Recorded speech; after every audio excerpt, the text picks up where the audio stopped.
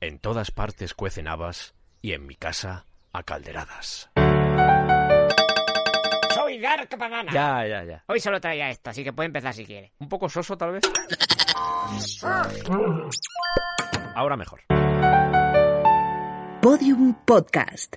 Lo mejor está por escuchar. ¡Esgarramantas! Si es que lo que luego no entiendo es por qué luego se queja de mis golpes. A mí me ha dado susto. Tengo que decirle que a mí me ha dado un poco de susto. ¡Oh, toma ya, ¡Insidias!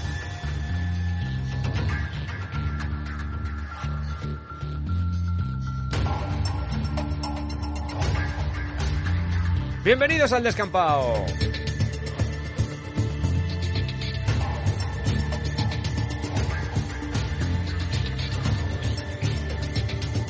Inauguramos este sexto episodio dedicado a las drogas en la guerra, esta saga gargantuesca en la que estamos repasando cómo el ser humano se ha visto en ocasiones impelido a consumir drogas con el único fin de soportar las horrendas cuitas que genera la guerra. Y hasta ahora hemos hablado de alcohol, viajamos a la prehistoria hace un par de episodios y en el último nos sumergimos en las arenas de Egipto y Mesopotamia. Y hoy nos toca Grecia y Roma. ¿Sabemos cómo se drogaban, por ejemplo, los hoplitas griegos? No. ¿Qué tipo de relación tenían los romanos con las sustancias psicoactivas? Ni idea. Pues nuestra misión va a ser arrojar luz sobre esas preguntas. Pero antes de nada, antes de proseguir, te voy a preguntar qué tal estás, un clásico, y te voy a dejar estos segundos para que me cuentes lo que quieras. Hoy van a ser 9, ¿vale? Vamos, hemos reducido, en el otro fueron 15, hoy son 9. Yo te voy a poner hoy un sonido de campo de fondo para que estés un pelín más a gusto, así que cuéntame.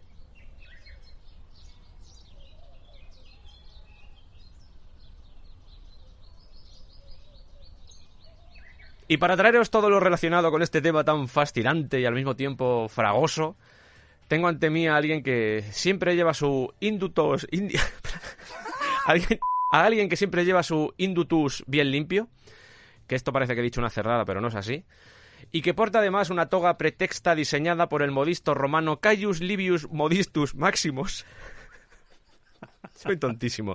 Él es director y presentador del mejor podcast de Roma que existe, Roma Eterna. De hecho, está un poco emocionado con todo lo que vamos a hablar hoy. Ya sabéis quién es, Iván Martín. ¿Cómo estás, Iván?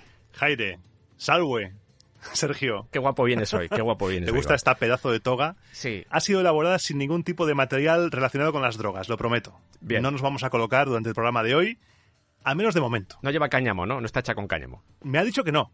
Me ha asegurado el modisto que no. Pero vamos a ver que quizá era más utilizado de lo que nosotros nos pensamos. Correcto. Además es tu toga pretexta, que es la buena, es la de los domingos. Sí, la de salir y la de honrar a los dioses, la de ir al Senado también, a toda, la de las buenas ocasiones. Hoy, lo mejor. Por cierto, Iván, lo del día 13. Bueno. Lo que sucedió el día 13, ¿eh? Pasaron cosas el día 13, ¿eh? Pasaron cosas, sí. Llenazo casi total. Casi total, show del descampado en el Palacio de la Prensa.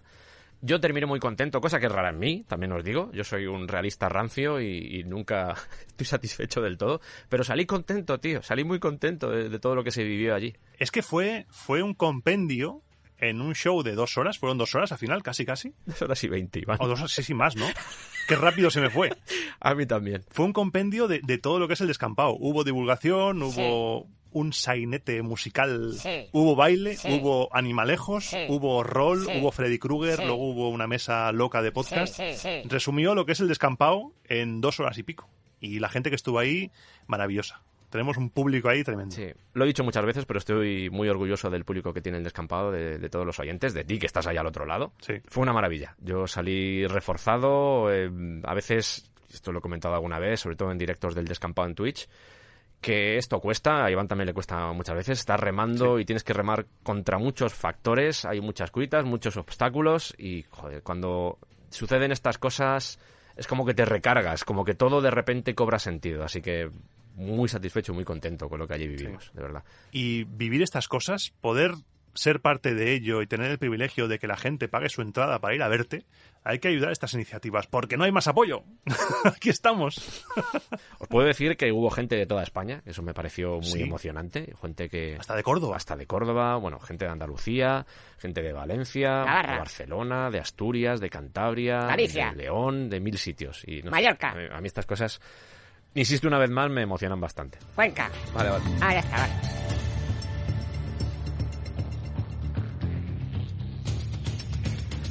Y hoy nos vamos a acercar a ese mundo de Grecia y Roma, Iván. Bueno.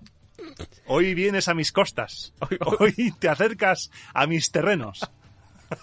Hoy mi barco ha encallado en la isla de los lotófagos. Estamos en zona mitológica ya. Exactamente. Madre mía. Y antes de comenzar me gustaría hacer un aviso a navegantes, nunca mejor dicho, porque aunque ya lo hemos mencionado varias veces y lo hemos dejado claro, viene bien recordar lo siguiente. En estas primeras instancias, yo te recuerdo que no hay documentación clara sobre cómo las drogas se aplicaban en la guerra. Eso es. No la hay. No sabemos. Claro. Por lo tanto, es difícil determinar cuál era su uso en ese tipo de contextos. Que podríamos decir, sí, en esta época y nos flipamos y empezamos a engañar. Claro que sí, pero hay que ser honestos. O todo lo contrario, podríamos haber optado por hacer un par de menciones, pasar por encima de estas civilizaciones, ya sea Egipto, Mesopotamia, incluso la época prehistórica, diciendo, bueno, pues supuestamente hacían esto. Y ya está. ¿Serían menos programas? Seguro. Pero hemos elegido un camino bastante, bajo mi punto de vista, yo creo que coincide Iván en esto, enriquecedor. Sí. Porque lo que estamos haciendo, hablar de medicina, hablar de rituales, hablar de usos recreativos, y centrarnos sobre todo también en las drogas, en cómo funcionan las drogas, está aportando mucho al relato. En ese lienzo enorme en el que os vamos a intentar hacer llegar cómo esa droga se ha utilizado en la guerra, muchas veces para aprovecharse de los seres humanos y que se vayan a un campo de batalla a dejarse la vida, porque sí, simplemente por la ambición desmedida de algún gerifalte.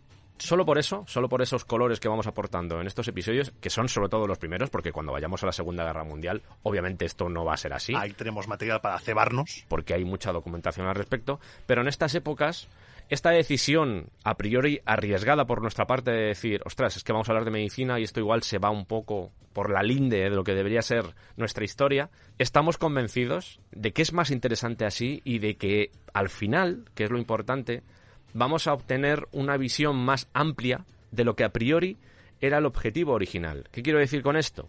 Con el mero hecho de explicar qué hace el opio, vosotros mismos podéis construir cómo, o al menos hipotetizar cómo los ciudadanos que vivían en épocas antiguas, en épocas inveteradas, hacían uso de esas drogas. Ya no se trata simplemente de que os contemos mierdas, sino también de daros herramientas, en cierto modo, para que vosotros podáis aplicar todos estos elementos a vuestra propia visión de la historia.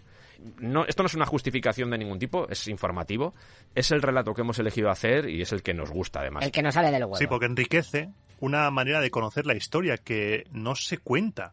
Al final hemos empezado hablando de guerra, pero el hablar de guerra nos lleva a hablar del ser humano y de su relación con las drogas, porque, como hemos visto en programas anteriores y seguiremos viendo, el ser humano ha vivido con dolores, ha vivido con problemas y ha vivido rodeado de plantitas más o menos divertidas que le ayudaban a soportar esos problemas. Y pasamos del chamán, que en tiempos pretéritos, muy pretéritos, era quien estaba en contacto con los dioses, estamos pasando ahora a una época en la cual ese chamán se convierte en un sacerdote, se convierte en un médico, como veremos ahora, y será quien suministre esas sustancias, esos preparados, esos potingues que veremos aquí. Está todo relacionado. Porque luego serán esos médicos, con bata blanca, cuando entre la química, entren los laboratorios, quienes utilizarán todo ese conocimiento que durante siglos ha ido atesorando el ser humano para alterar esas sustancias y aprovecharlas. Dicho esto, tenemos un Patreon, por si quieres colaborar con nosotros. Ahí encontrarás material exclusivo. Recuerda que todos nuestros programas, los 210 creo que van ya con este, o por ahí, 210. O 211, yo que sé, muchos, Iván. Están disponibles solo en Podium e iVoox. Hay merchandising, por cierto, lo podéis encontrar en redes. Busca la cuenta de Artcam Creations. ARTKHAM Creations. En Twitter e Instagram. Hacemos directos en Twitch. Yo me llamo Sergio, mi familia es de Cuenca y vamos a ello.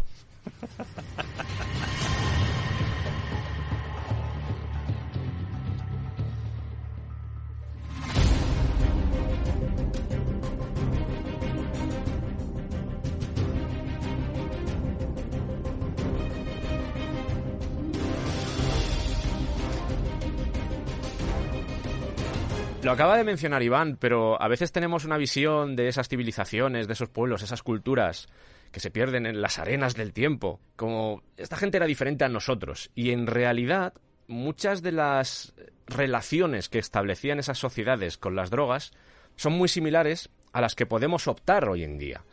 Tenemos estimulantes, tenemos antidepresivos, analgésicos, somníferos, potenciadores del estado de ánimo.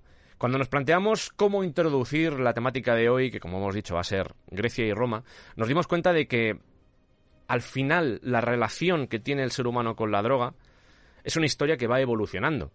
Y ya los primeros vestigios de ese cambio, de esa relación, se empiezan a vislumbrar en pueblos, por ejemplo, los que estaban en Mesopotamia, asirios, babilonios, incluso los egipcios. Pero va a ser con los griegos, debido a diferentes temas, a diferentes elementos, donde posiblemente empecemos ya a ver las primeras diferencias. Diferencias que en el fondo, por motivos obvios, son más reconocibles para nosotros hoy en día. Entre otras cosas porque muchas de ellas todavía siguen patentes a día de hoy. Muy bien. Esto puede que sorprenda a alguien, pero los griegos y los romanos comprendían cuál era el valor de las sustancias encontradas en las plantas. Es posible que a nivel biológico no supieran muy bien lo que pasaba. O químico. Pero sí sabían que esos productos vegetales podían alterar los procesos naturales del cuerpo, especialmente de la cognición.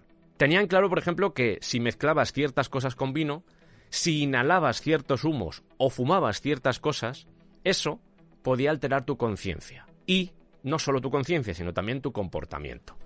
En estos años, el tema de la euforia, mientras fuera leve, mientras no tuviera ningún tipo de efecto secundario psicológico adicional o directamente fuera de un contexto de guerra, un contexto social, no te fueras demasiado de madre, todos sabemos que había una serie de límites sociales, unas legales, por llamarlos así.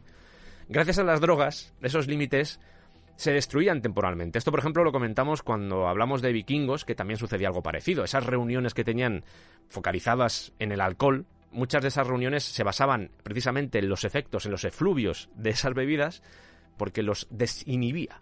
Mientras no fuera algo muy grave, digamos que se te permitía esa ebriedad, como decía y como utiliza la palabra Escotado en su obra. No solo eso, también hemos visto, por lo menos en estos programas, que las drogas estaban dentro de actividades religiosas, actividades médicas. Hoy vamos a jugar un poco a movernos entre lo recreativo, entre lo religioso, entre lo médico. Va a ser una combinación. Creo que el primero, el de la prehistoria, se centró mucho en temas ritualísticos. El pasado, el de Egipto y el de Mesopotamia, se centró bastante en la medicina. Y hoy va a ser una mezcla de todo. Vamos a ver cómo todo confluye y las sociedades empiezan a entender que estas drogas, seguramente ya lo tenían claro, pero estas drogas sirven para bastantes cosas. Y vamos a ver una dualidad en la visión de las drogas en el mundo clásico. Porque, por ejemplo, Homero, cuando se refiere a Egipto, la llama la tierra que produce muchísimas drogas. Una tierra en la cual se producen drogas, unas buenas y otras nocivas. O, por ejemplo, Pausanias, que ya recoge una tradición más mitológica, que nos habla de que cuando nació Heracles, el Hércules, Hera, creó en Tebas a unas farmácides, un nombre delicioso, que son las hijas de la droga, dos grupos de mujeres. Suena horrible, ¿eh? Suena tremendo. A cine kinky de los 70. Sí, sí, totalmente. Dos grupos de mujeres que son unas benévolas y otras perversas. Esta dualidad que comentas es súper interesante porque al final nos va a llevar incluso al concepto de dosis. ¿Os acordáis cuando hablamos en su día? Una droga, dependiendo de la dosis, puede ser una droga o puede ser un veneno. Y es algo que en esa dualidad, en esa intencionalidad que se esconde detrás del uso de una droga, va a aflorar este concepto de lo bueno y lo malo. Otro elemento que es muy importante, y antes de ahondar en lo que son las diferentes drogas que poblaron Grecia, o al menos las que usaban ellos, ya sea porque importaban o producían en sus tierras, el tema de la escuela de medicina hipocrática. Esto fue un cambio tremendo, una revolución. Correcto, porque más allá de esa dualidad que comentábamos, que no deja de ser el concepto de dosis, de lo bueno y lo malo, de cosas que a priori pueden servir, pero también pueden matar, la escuela de medicina hipocrática va a cambiar la concepción en la que se veía esa medicina. Sí. Y esto puede parecer redundante, pero nos conecta con aquella categorización que utilizamos a la hora de hablar de los diferentes médicos, entre comillas, que podían existir, por ejemplo, en Mesopotamia. Esa bifurcación entre lo sobrenatural, esas causas mágicas, y el empirismo, o lo que era el razonamiento lógico, que es precisamente lo que va a hacer esta escuela. Es decir, a ver, las drogas, la medicina, no son cosas sobrenaturales. Claro, te ha curado Apolo, quizá, pero también te ha curado esto que te voy a dar yo. De hecho, encontré una anotación que aparece en el Corpus Hippocraticum, al respecto de esto, que dice: las drogas ya no son cosas sobrenaturales, sino sustancias que actúan enfriando, calentando, secando, humedeciendo, contrayendo y relajando o haciendo dormir. En su naturaleza está curar amenazando al organismo como cura el fuego una herida al desinfectarla, o como soluciona alguna patología el bisturí de un cirujano. Lo esencial en cada una es la proporción entre dosis activa y dosis letal, otra vez la dualidad, pues solo la cantidad distingue el remedio del veneno. Y esto que acabo de decir... Es importantísimo esto que acabas de decir, porque acabas de resumir en una frase las bases de la medicina actual. Porque es que desde el mundo griego ya sabían que una sustancia te podía dar la vida, te podía curar si lo hacías bien, pero si lo hacías mal, si lo usabas de manera irresponsable, podías matar a esa persona. Y no sé si os acordáis de una cosa que comentó Iván, que es lo del chivo expiatorio. Lo de tengo un mal y ese mal, por ejemplo, pasa a este contenedor que es un animal que estoy sacrificando o incluso un esclavo o una persona que vaya a sacrificar o que vaya a quitar la vida. Este concepto de chivo expiatorio, aunque siga presente, porque va a seguir presente incluso para los romanos, porque es una cosa que está ahí, al final muchas de estas ofrendas se basan en eso, gracias a esta nueva visión de la medicina, digamos que se va a tamizar. Esa transferencia simbólica de la que hablamos, van a surgir las primeras grietas, porque ya no se trata tanto de confiar en la superstición, a pesar de que fueran todavía civilizaciones muy supersticiosas, sino que había un señor que gracias a sus conocimientos podía salvarte la vida. Y ese conocimiento no iba a venir tanto porque sacrificaras a alguien, sino porque contactaras con ese señor que tenía el conocimiento. Procesos naturales versus procesos sobrenaturales. Empirismo frente a misticismo. No va a ser una separación que sea de repente de un día para otro, va a ser el opio. De hecho, yo creo que con la entrada del cristianismo todo esto volvió otra vez a su sino, en cierto modo. Pero sí se comienza a vislumbrar un cambio. Y vamos con el opio. El opio. Escotado lo llamaba la aspirina de esta época, lo llamaba así porque todo el mundo tomaba opio. Sí. Es algo que vamos a descubrir. Ya lo vimos en Egipto, ya lo vimos en Mesopotamia, sabéis, con ciertas dudas, sobre todo de las representaciones. Creo que si no habéis escuchado ese episodio, deberías escucharlo antes de ir con este. Pero aquí en Grecia va a quedar todavía más claro esa relación tan estrecha que ha tenido el ser humano con el opio, que seguramente venía de antes, pero aquí ya va a ser una cosa muy bestia. Primer desvío en esta autopista de la droga que estamos surcando en la antigüedad clásica, porque la investigación arqueológica sugiere que griegos y romanos son todos hermanos, son todos humanos, sí. Que más allá de la coña, de esto de son todos hermanos, una de las cosas que va a suceder precisamente en este especial a la hora de tratar a Grecia y a Roma es que son vasos comunicantes, claro, que culturalmente se influían. Claro, porque si la clase alta romana, por ejemplo, se trae médicos griegos, ¿es eso medicina griega o romana? Si Grecia es una provincia de Roma, estamos hablando de medicina griega o romana. Aquí se mezcla todo. Y es una de las cosas que se va a repetir continuamente en este especial, sí, porque muchos de los elementos que vamos a tratar, por ejemplo, en Grecia, resuenan después en Roma. Porque era la zona de cultura, por eso hablaban muchos en griego. Conoceremos casos de un griego ilustre de la zona de Asia Menor que acabó siendo médico de Marco Aurelio. Historia maravillosa, por cierto. Bueno. La palabra opio al final, que significa jugo, es de origen griego. Esto ya lo mencionamos. Y creo que todos tenemos presente, o al menos lo tenemos claro, que a pesar de que vamos a encontrar, y os vamos a citar unos cuantos, un montón de escritos donde figura el conocimiento del opio, cómo recoger ese látex, para qué sirve, posibles usos, todo eso, hay elementos que no están del todo claros.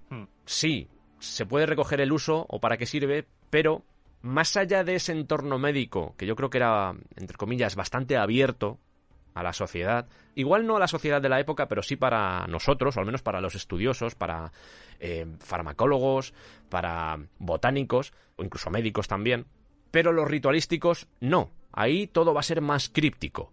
No sabemos exactamente de qué forma se podían utilizar las drogas, o en este caso el opio, pero sí podemos columbrar a través de... a través de... Iván, no me hagas esto otra vez, por favor. ¿Con un qué?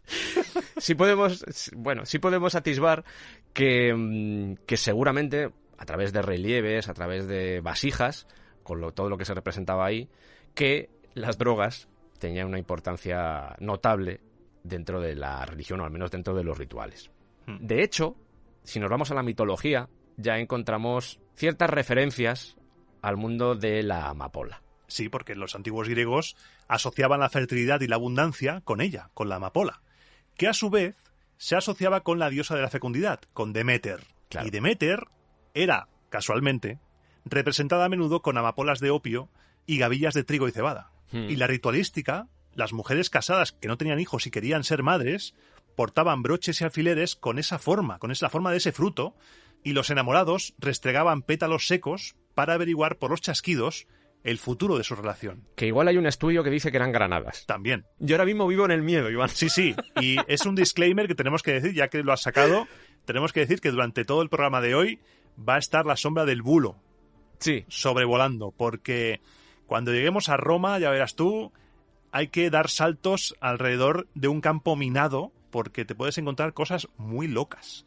que nadie comprueba, nadie lo mira, se copian unos de otros y ya se ha liado parda. Hemos intentado verificar las cosas que se dicen, pero esto es como esas fichas de dominó que caen una detrás de la otra.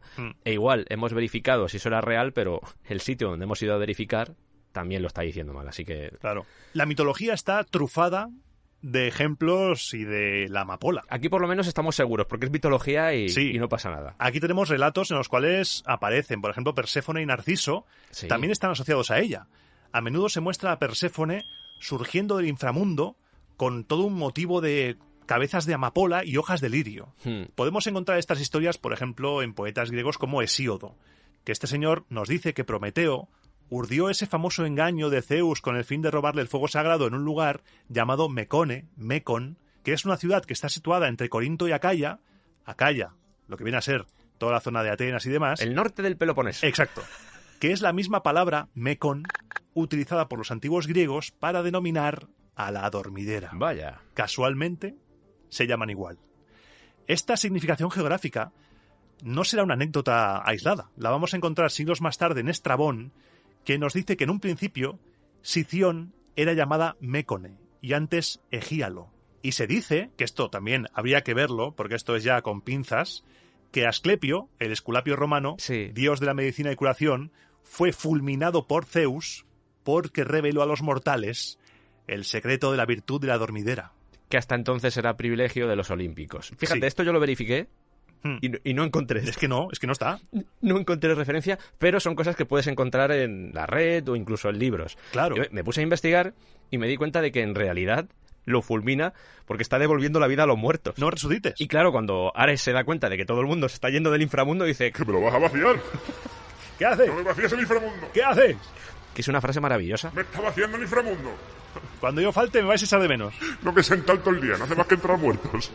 Pobre Ares. Y luego también, aparte de la mitología y de los bulos, también podemos ir a la arqueología. La arqueología sí, que suele mentir menos, pero sabéis que también hay que cogerla a veces con pinzas porque son interpretaciones en muchos casos. Claro, son muchas interpretaciones, son puntos de vista que nos dan los investigadores y, por ejemplo, tanto en Grecia como en Roma se han encontrado como motivo decorativo cápsulas de adormidera. En todo clase de objetos, cerámicas, orfebrería, esculturas, relieves, amuletos, sarcófagos. Pero claro, puede ser o no puede ser. Si recogemos todo lo que hemos dicho hasta ahora en los diferentes programas sobre el opio, podemos entender que tenía una simbología no solo por esas semillas, no solo por ese concepto de fecundidad, sino también por más elementos. La fertilidad obviamente estaba ahí. Pero ¿qué más provoca la dormidera? La dormidera provoca sueño. Por ejemplo. Te mata. Si te pasas con ella, te mata, efectivamente. Y también te puede curar. Exacto, también te puede curar. Por eso que estas divinidades que están asociadas bien con la muerte, con el amor, con el sueño, con la curación, Thanatos, Apolo, Morfeo, Afrodita, Himnos, están todas ahí metidas. Porque tiene una triple función la dormidera. Insistimos en que esto no deja de ser una interpretación, pero al menos viendo la importancia, y estoy seguro de que vais a alucinar con esto. Vais a alucinar. Es que incluso, ya spoiler, en el Adapaquis romano hay una planta ahí representada que parece una dormidera en uno de los relieves. Cuando entendáis la importancia que tenía el opio para la sociedad griega y para la romana, todo esto de que pudiera tener una triple simbología posee bastante sentido. Sí. Y además tenemos la considerada primera representación de una diosa de la amapola, datada alrededor del 1300. Antes de Cristo. Encontrada además en una habitación cerrada de un supuesto santuario que le da ese hálito de santidad, de hacer una ritualística, y que representa una figura femenina con el pecho desnudo, con los brazos levantados, luciendo un tocado que representa 3 cabezas o cápsulas de amapola.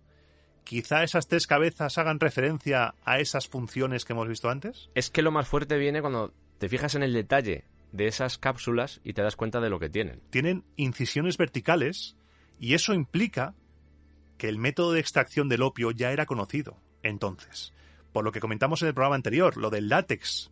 Esos cortes, salía el látex ahí y de ahí sacaban. Esta figura al final proviene de Creta, es lo que se llama el arte minoico, y como tú bien dices, no está muy claro, se supone que es un santuario, que es el santuario de Gazi. Sí. Hay más muestras. Fuera del santuario. Se han encontrado sellos dorados de Micenas y Beocia en los que se muestran estados, podemos suponer que es por la planta, ¿vale? Pero se muestran como estados de éxtasis que se asocian al consumo de la adormidera. Vaya, vaya. Esto, como siempre, lo puedes coger con pinzas. Yo, sinceramente, creo que esa figura, que podéis buscarla, de hecho ahí está la campanita, esta figura, esta diosa de la amapola o esta diosa dormida, deja pocas dudas a que al menos había un conocimiento de lo que hacer con el opio, que es normal porque, como ya dijimos, seguramente ya se estaba haciendo en muchas civilizaciones.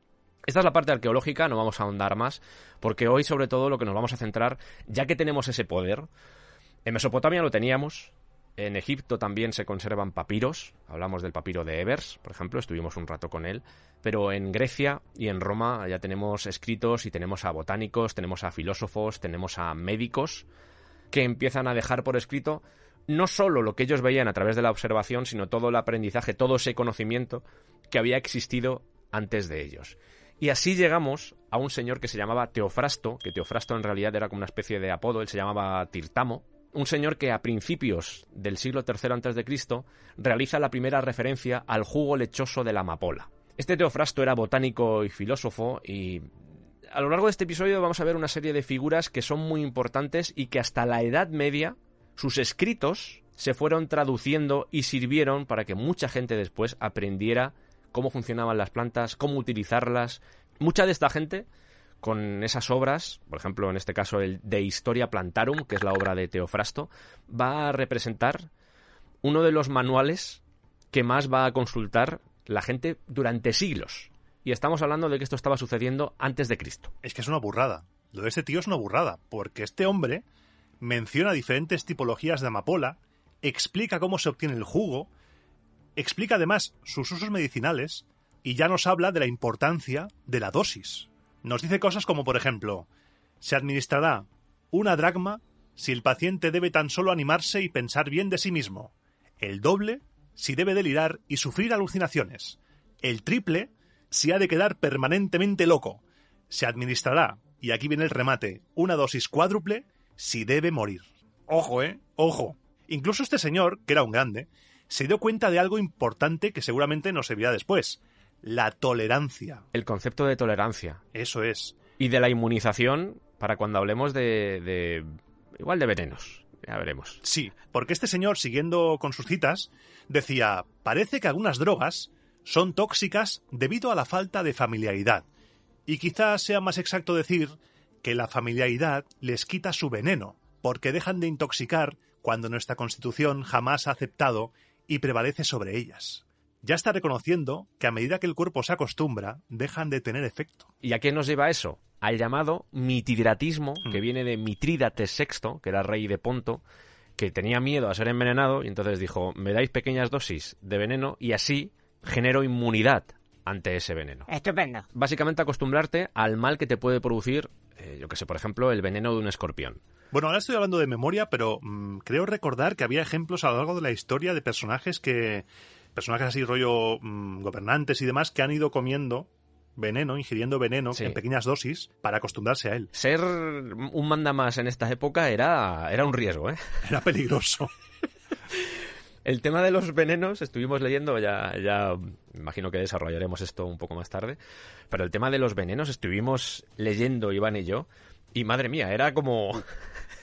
Eso sí que era el abismo. Sí, decías, me voy a comer este pastel, pero a saber lo que me pasa. Claro. Qué rico está, pero... Un acto de fe. Era bastante arriesgado en algunos casos. Teofrasto, por cierto... Que aparte de tener nombre de tu tío del pueblo... Correcto, que no es mal nombre, también te digo. Yo he pillado... Te voy a decir una cosa, Iván. Ojeando un poco y viendo las obras que escribió esta gente, sin ir más lejos Teofrasto, y vamos a ver, por ejemplo, a otros como Dioscórides o similares... Incluso Plinio el Viejo, un viejo amigo nuestro, sí, como que he empatizado mucho con ellos, tío, porque es que era gente que dedicó su vida a entender el mundo. Es que lo hemos hablado y parece muy sencillo. No. Lo de transicionar del mundo mágico, de que Apolo te cure, a saber tú cómo funciona, por ejemplo, que lo hablaremos después, cómo funciona el riñón.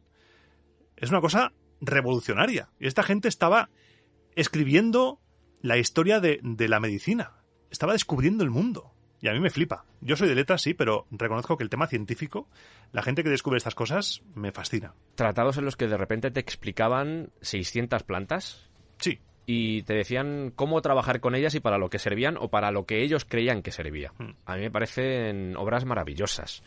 Este Teofrasto, que como tú dices puede ser un tío de tu pueblo, Que juega al mus muy bien, Teofrasto. ¡Teofrasto! que no deja de ser el autor del primer tratado de botánica conocido. Esto de conocido es una cosa que aportamos aquí. Hay que ponerlo siempre conocido. Sí, era de la escuela de Aristóteles, era discípulo directo de Aristóteles, de la escuela peripatética, imagino. Y Aristóteles, el mismo Aristóteles, también tenía una opinión sobre el efecto narcótico que puede tener el opio. Él tiene una obra que se llama Acerca del sueño y en ella dice: prueba de ello son los narcóticos, pues todos producen pesadez de cabeza, tanto los que se beben como los que se comen. La dormidera aparece en primer lugar, la mandrágora, el vino, del que ya hablamos, la cizaña, sometidos a su influencia y adormilados, parecen sufrir esa afección y se sienten incapaces de levantar la cabeza y los párpados. Es decir, Los deja muñecos. te está explicando lo que es un colocón. Sí. Sí. La ebriedad. Ya que mucha gente no sabía que Aristóteles hablaba de estas cosas, porque no se suelen contar estas cosas. Es sorprendente incluso en la obra de gente como Teofrasto, la obra de Aristóteles, encontrar a veces referencias a conceptos como el dolor, conceptos como el sueño, y cómo las drogas al final estaban muy vinculadas a eso, porque entre otras cosas el opio también era un buen analgésico. Fíjate la morfina, hablaremos de la morfina seguramente cuando tratemos la guerra civil estadounidense, pero la morfina, ahí fue bastante importante y todo, bueno, y casi en todas las guerras la morfina ha sido importante. Es que durante la historia de la humanidad el ser humano ha buscado sustancias que le eliminen el dolor. Sí. Tenemos aquí el opio, tenemos la morfina, ahora está a nivel médico, que sí que ha pasado a la fama televisiva, el fentanilo por los colocones, pero a nivel médico se utiliza, que es más potente que la morfina. Es que vivir con el dolor, el ser humano ha tenido que vivir siempre con el dolor, es la sombra que le acompaña. Sí. Con el dolor y con las cucarachas. Siempre están ahí. Sí, y llegar anciano en estas épocas, ostras, tenía que ser complicado. Debía ser duro porque no era lo habitual. No era lo habitual llegar tan viejo, pero la gente que llevaba a edad tan avanzada debía llegar mal.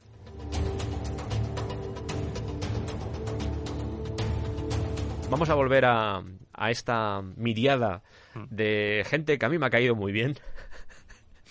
Como por ejemplo es Dioscórides. Dioscórides, un señor de Anatolia, Sí, de Asia Menor. de lo que es actual Turquía. Que eso es algo que estábamos comentando antes, Iván. Lo de que hay una parte de Turquía, una zona de Turquía, que en realidad era de origen griego. Sí, sí, Asia Menor, lo que es Anatolia, era mundo griego. Claro. Eso la gente lo ha olvidado. Y solo los frikis del mundo antiguo como nosotros recordamos ese esplendor de Asia Menor. Muchas de las historias, Troya, por ejemplo. Sí. Troya está en actual Turquía. Y Dioscórides va a ser uno de esos autores que va a tener conocimiento, de hecho lo plasmó en su Materia Médica, que es como se llama la obra, de esa amapola, de ese opio y su utilización. No va a ser el único. También por el camino Plinio el Viejo, un viejo conocido nuestro, Viejo conocido. en su historia natural, y Celso, por ejemplo, en su arte médica. Tenían estilo, para poner títulos. Sí, molan mucho. Ars Medica. Naturalis Historiae. Eso es. De hecho, muchos coinciden en las propiedades narcóticas y analgésicas que tiene el opio. Este Dioscórides, lo del acento de los nombres griegos, a mí me vuelve loquísimo. O sea, Estaban locos. Con lo fácil que es llamarte Lucio y te llamas Dioscórides. Al igual que nos sucedió con Teofrasto, también habla de la forma de cómo se elaboraba y cómo se recogía ese opio. Es más, en su obra, para que veamos un poco y comencemos a incluir las primeras menciones a la guerra, él recomienda que los pacientes tomen mandrágora mezclada con vino. La mandrágora incluye escopolamina y atropina, es decir, que te ponga un Pelotazo guapo. Él lo recomienda antes de la amputación de miembros. ¿Dónde se amputan muchos miembros?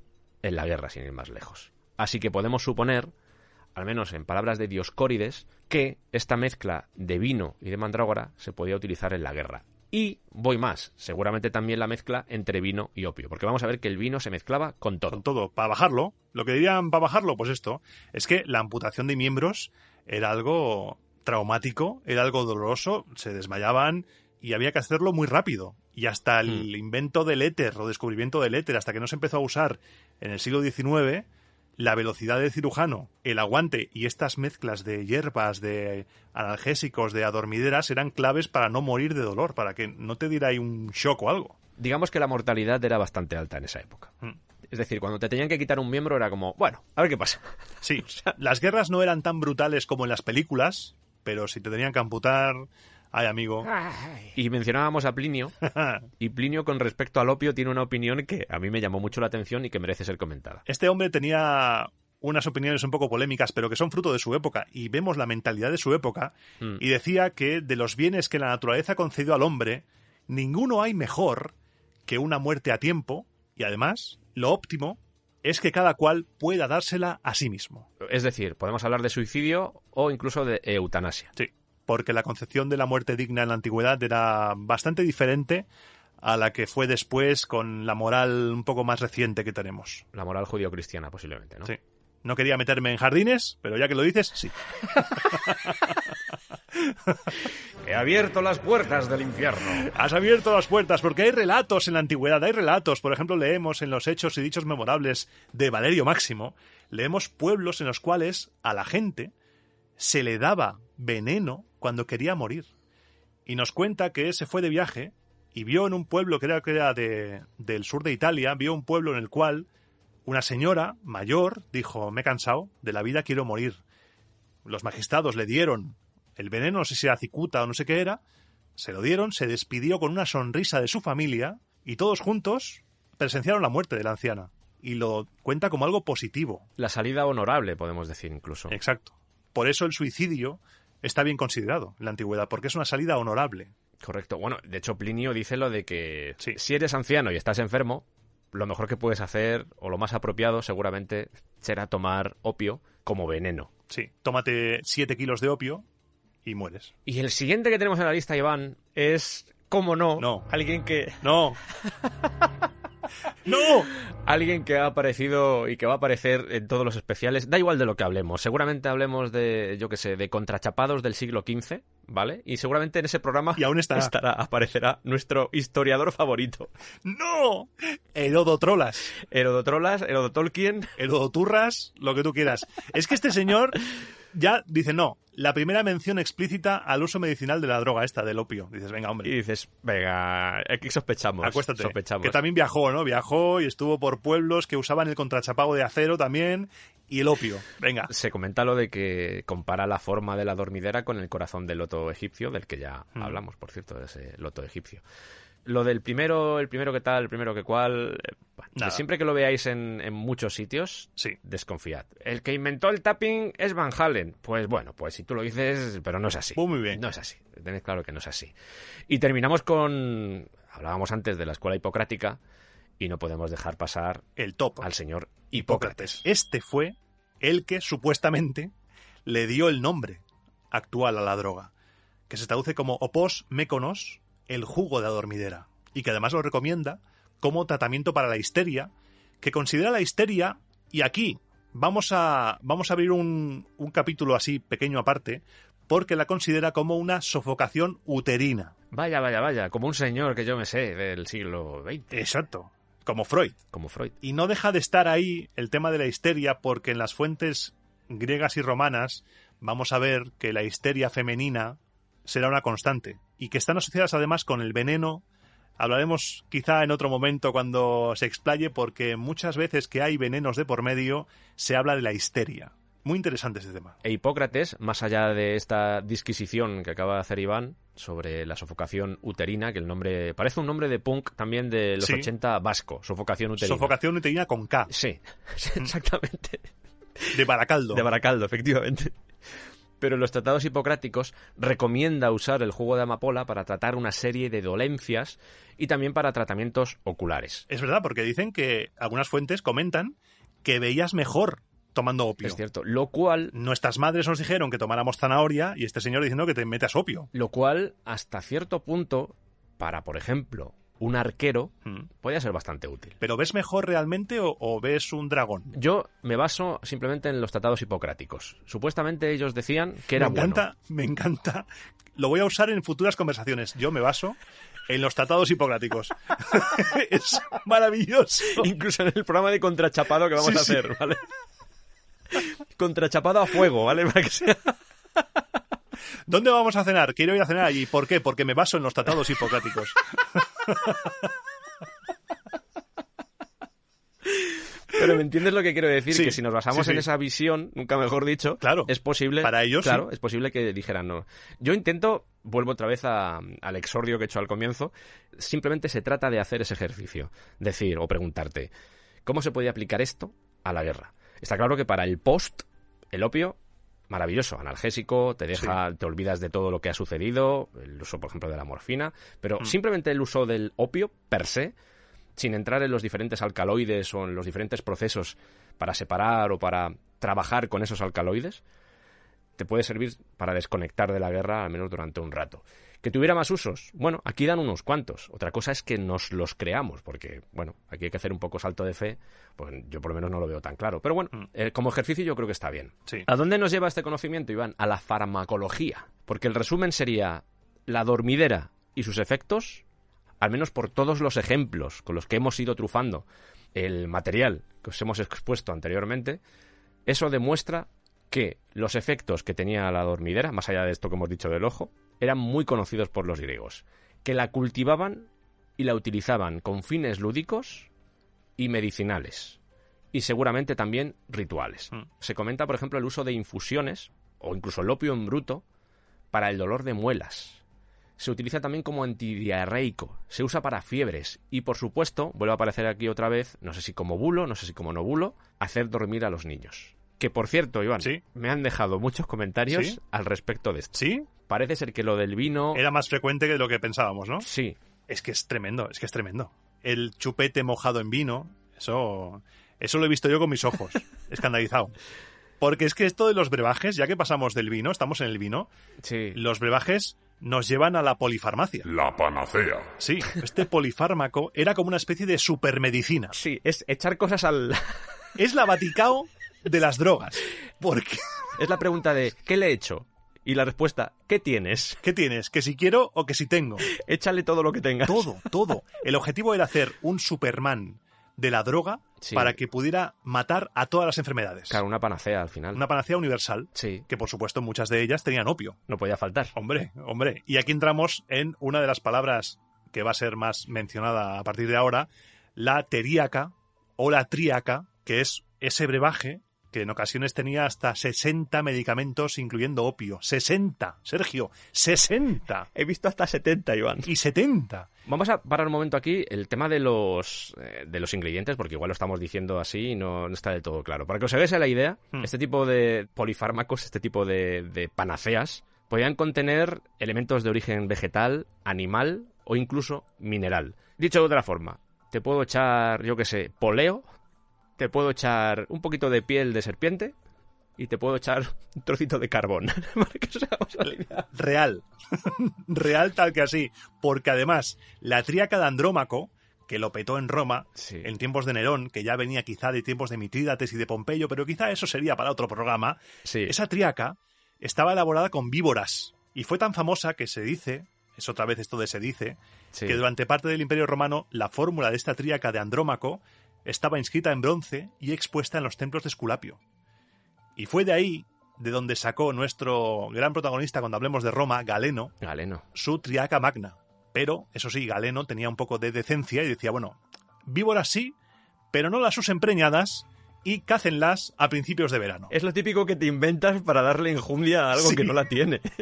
Me vas a encontrar unas víboras, pero no preñadas. Ay, mira, es que te he encontrado una, pero es que ya estábamos en otoño. ¡No me vale! No me vale. No tiene las mismas propiedades curativas. En su mayoría eran unos vendehumos de cuidado. Y esto lo deja registrado, fíjate tú, Plinio el Viejo, para lo que era Plinio el Viejo en su Naturalis Historiae, que ya en el siglo I dice, a ver, esto de las teríacas, esto de las triacas... He buscado en Google y solo sabes tú pidiendo perras. Claro.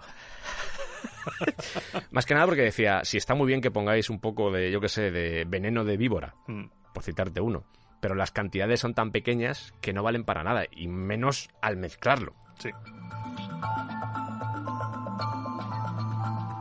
Hay otro brebaje que aparece en la Odisea, Ujú. que es el Nepenthes Pharmakon, Mm. que también llevaba opio.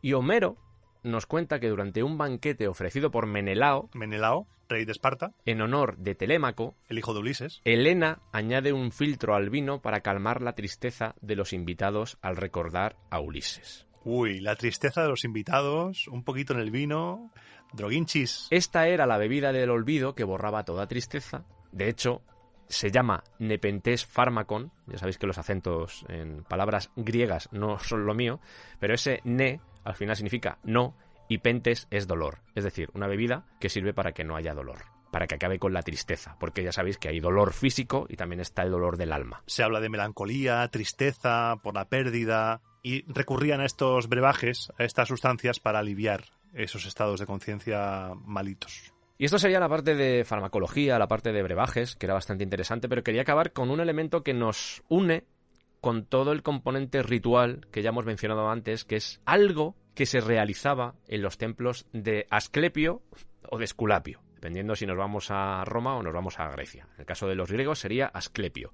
¿Por qué? Porque seguramente hayáis escuchado hablar de esos templos que en realidad eran como santuarios de sanación, algo parecido a lo que son los hospitales actuales, y que si habéis estudiado historia en el colegio os sonará lo del Asclepeion. He hecho misiones ahí en el Assassin's Creed Odyssey con Cassandra. Esos santuarios estaban normalmente ubicados cerca de manantiales o de ríos cuyas aguas se supone que tenían poderes medicinales. Vaya, Esto- vaya, vaya. Los antiguos tenían un concepto del agua como curativo muy importante, Sí, y claro. los romanos lo heredaron, y las termas, el concepto de las termas y las aguas medicinales naturales y demás, lo tenían muy presente. Hay grandes santuarios en la historia de Grecia, pero me voy a centrar sobre todo en lo que sucedía dentro de sus paredes. Porque es un proceso, había un ritual. Cuando tú llegabas enfermo, dependiendo también de la enfermedad que tuvieras, se trataba de formas distintas. Y había un ritual. Era como todo muy japonés, ¿vale? Vale. Tenías que hacer cierta abstinencia y había un proceso que se llamaba el incubatio o el ensueño sanador. No se sabe muy bien, se supone, o hay sospechas de que se usaba opio. También se ha hablado de cannabis, se ha hablado de todo. Supuestamente se habla de que seguramente o eran bebidas o eran inhaladas. He encontrado documentación que habla de ambas cosas. Tómate esto, o quédate en esta habitación que te vamos a soltar humo aquí y esto va a parecer de una discoteca de los 90, ¿vale? Que salías oliendo a 5 marcas de cigarrillos. Vamos. Pero digamos que ese ensueño sanador tenía un componente químico. ¿Qué sucedía en ese sueño sanador? Pues normalmente, o al menos es lo que se pretendía, Asclepio se te aparecía y a unos pocos afortunados, es decir, a nadie, Claro, o sea, lo tocaba en el sueño y le decía, ¿qué te duele o qué te ha pasado? Es que no puedo mover el brazo. Entonces Asclepio aparecía en tu sueño, te tocaba el brazo y tu brazo ya se movía. Y entonces tú decías, qué guay Asclepio, qué maravilla venir aquí, qué bien me ha tratado Asclepio. Hay otra versión que dice que en realidad te decía, tienes el brazo pocho por esto, que esa es un poco más cercana. era la consulta, ¿no? Claro. O sea, tú te dormías y accedías a la consulta en sueños, Asclepio te decía, te duele por esto. que es algo a lo que vamos a acabar llegando en este país si sigue así la cosa. Vamos a acabar teniendo que ir al médico en sueños. Que es correcto. A que se nos aparezca Asclepio y diga, no puedo más. Te doy la baja. Llevo ya 1.200 pacientes en la última hora, no puedo más, por favor. Por favor, desde aquí nuestro apoyo a la sanidad pública y a todos los trabajadores de la sanidad. No solo había que aplaudirles en pandemia, siempre hay que aplaudir. Por supuesto, siempre. Y por favor, ya puestos, y aunque nos salgamos un poco del tema, no votéis a partidos que estén en contra de la sanidad pública. Por favor, no lo hagáis. Correcto. No saca bien esto. Y se supone, insisto, que todo esto surgía del consumo de drogas. ¿Sospechas que tengo yo? Que en realidad a ti te metían en una sala, hacían algún tipo de aislamiento en tus sentidos, y no descarto que en esa habitación donde se producía esto, contigo drogado, apareciera algún tipo de médico similar o hechicero o brujo y se hiciera pasar por Asclepio. Y tú estuvieras con un pelotazo del copón, un poco así colocado. Y a través de las visiones, tú sentías que habías estado con Asclepio, pero en realidad no había pasado. Es como cuando yo me disfrazaba de Papá Noel para mis sobrinos, pero con drogas y con una túnica. Es tal cual. Por favor, no droguéis Qué tontos somos, ¿eh? no droguéis a vuestros hijos si os vais a disfrazar de Papá Noel para que se lo crean. Igual no funciona. Y es que el poder de la sugestión, porque una persona iba ahí a ese templo, a ese Asclepeion, Sí. muchos ya creyendo realmente que Asclepio les iba a curar. Claro. Porque el común de la gente no eran los filósofos que decían que la religión era un engaño ni nada de eso, sino que el común de la gente pensaría realmente que Asclepio le ha curado. Porque no tenían ese conocimiento.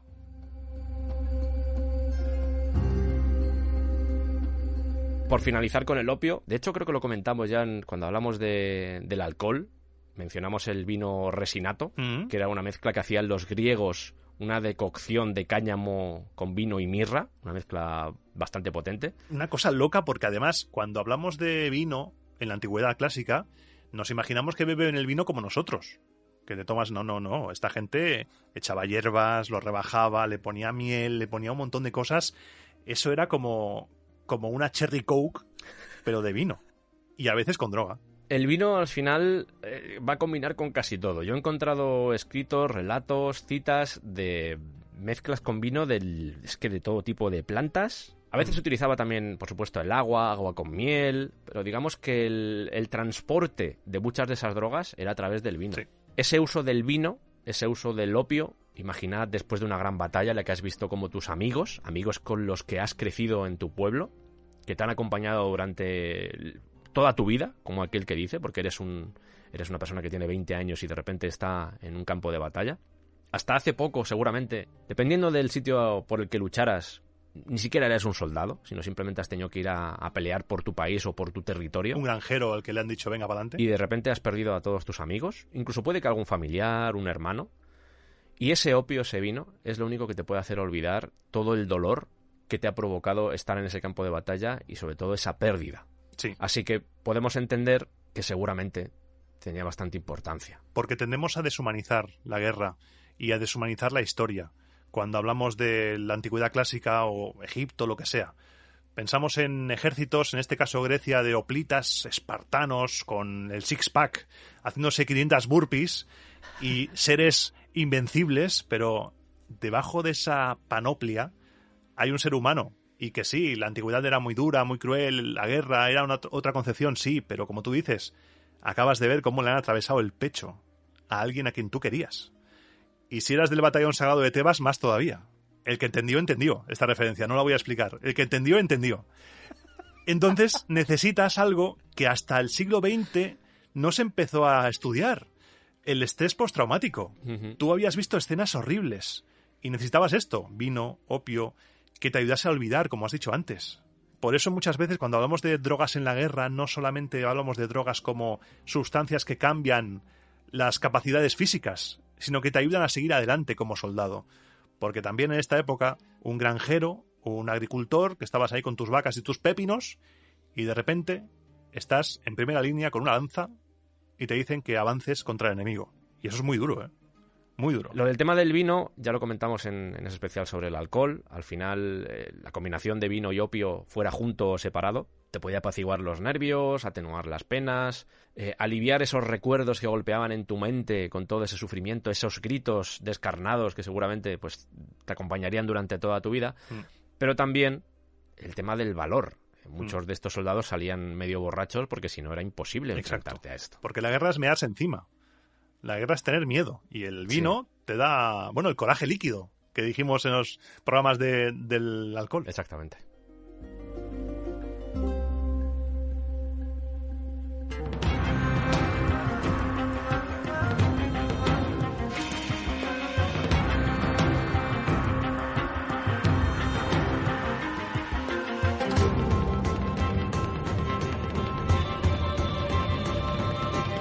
Esto sería el opio.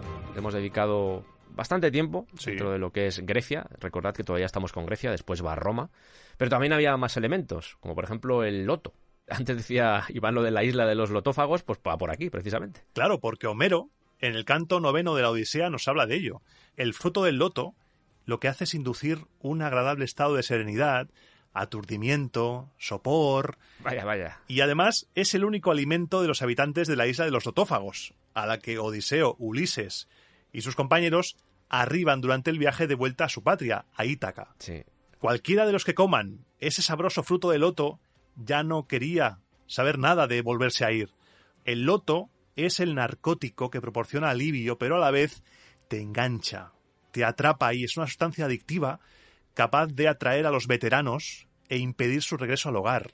Es una planta de olvido y de alivio. Aplaca síntomas de neurosis de guerra, sí, pero es un colosal obstáculo también para reintegrarse en su vida. Y esto, Sergio, ¿te suena de algo? Es que fíjate, he estado leyendo sobre Grecia y sobre Roma el concepto de adicción, y el concepto per se de adicción no es que se tratara o se hablara mucho de él. No se habla. Creo que lo vamos a ver después mejor en Roma, porque ahí creo que hemos recabado un poco más de información.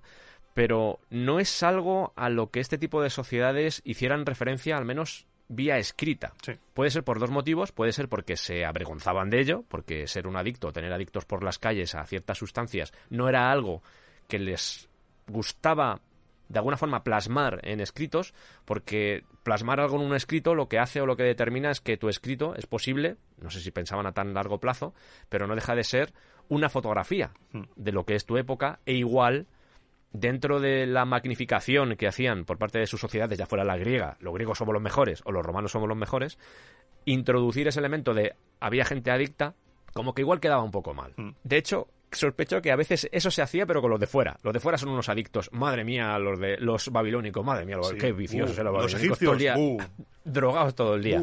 Pero con los con los propios griegos y con los propios romanos, no os creéis que aparecía mucho. Entonces, hablar de este concepto, que este concepto se arroje aquí de una forma tan alegórica, a mí me llama bastante la atención. No deja de ser la Odisea, que es una obra de ficción, pero más allá de eso, es que aquí está introduciendo algo que es: esta gente no quiere salir de ese estado de letargo, No quiere. porque es donde ha encontrado el alivio frente a todas las cosas que han vivido, o simplemente porque están felices aquí. Está describiendo básicamente, al menos como lo veo yo, más allá del loto, lo que puede sentir un heroinómano. Es que muchas veces tenemos que leer entre líneas y buscar el sentido a lo que estamos leyendo.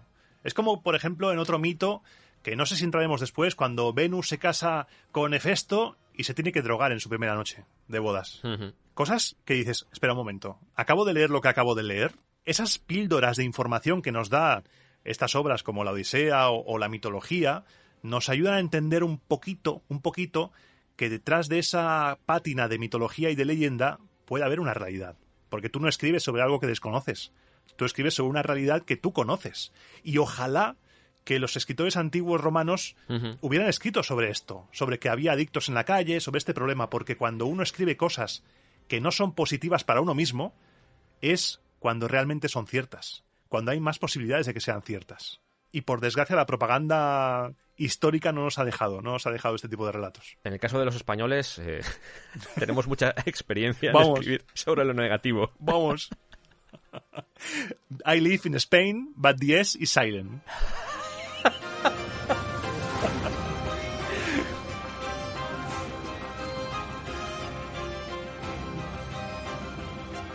Y ostras, Iván, hablábamos del loto, hablábamos también del vino, de cómo utilizaban el vino, pero me acabo de acordar que no sé si lo comentamos en el especial sobre el alcohol, porque en realidad no es un alcohol, así que no recuerdo ahora si salió ahí, que es el quiqueón, o el quiqueón. Pues creo que, no lo sé, no me acuerdo, ¿eh? No me suena.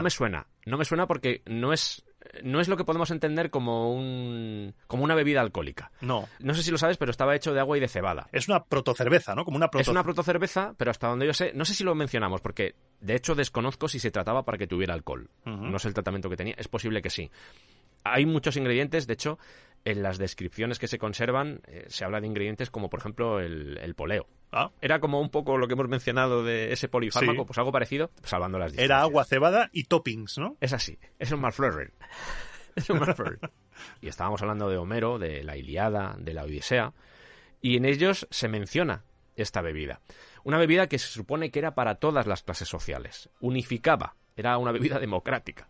Es que en el fondo, y aunque parezca una frase un poco extraña, un poco rara, las drogas y la bebida igualan a las personas, porque las tratan a todas por igual. Te van a golpear igual.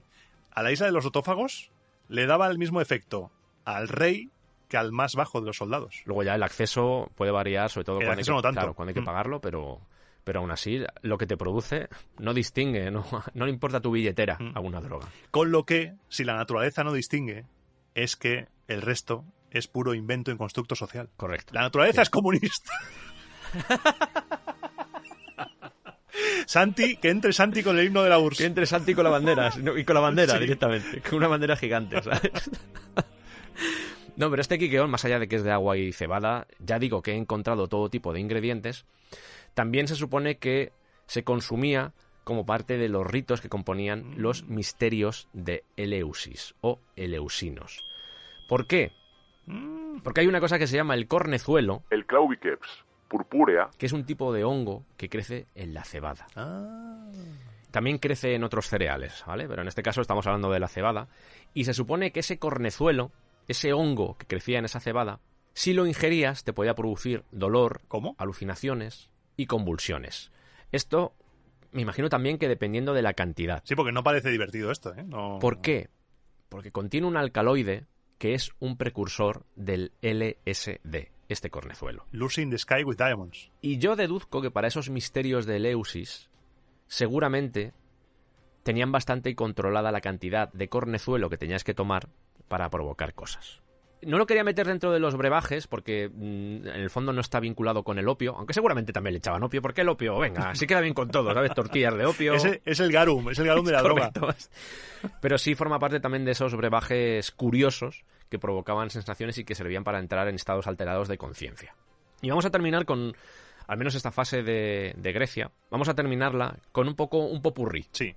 de drogas, ¿vale? La primera de ellas es una que ya ha aparecido varias veces en el descampado. No os agobiéis, ¿vale? Vamos a hablar de la cannabis sativa. Hay más tipos, pero de momento no vamos a entrar en separar, como por ejemplo hicimos con el opio, explicar los alcaloides. Bueno, hablamos un poco del THC, pero no es la idea, ¿vale?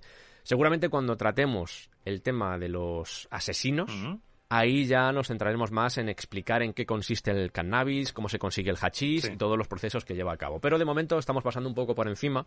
Los egipcios conocían el cannabis, seguramente Mesopotamia también conocían el cannabis, También. y por supuesto los griegos también utilizaban el cannabis o el cáñamo. No solo por todo ese componente psicotrópico, psicoactivo, sino por ejemplo para fabricar telas o cuerdas. Muy buenas las cuerdas de cáñamo. Muy buenas. Sí. Estupendo. Incluso para alimentos o hacer combinaciones con fines médicos, rituales o espirituales. Y he leído incluso que podía ahuyentar a los mosquitos. Sí. ¿A una cosa? Me voy a hacer una camiseta de porros para el verano. Porque es que esto de los mosquitos es inaguantable. El gran tema que encontramos con el cannabis y los griegos es que se utilizan diferentes nombres, y esto lo mencionamos ya también en el anterior episodio, que muchas veces tienes que decir, bueno, pues más o menos por contexto, Sí. esto debe ser cannabis. Eso sí, los efectos medicinales ya son mencionados por nuestros amigos ya conocidos, ya amigos, Dioscórides y Galeno. Sí. Es más, su componente psicoactivo tenía que ser conocido, aunque fuera por cercanía, con los escitas. Ostras, los escitas. La historia de los escitas es súper chula. Además, la cuenta Heródoto. Vete a saber, Iván, ¿vale?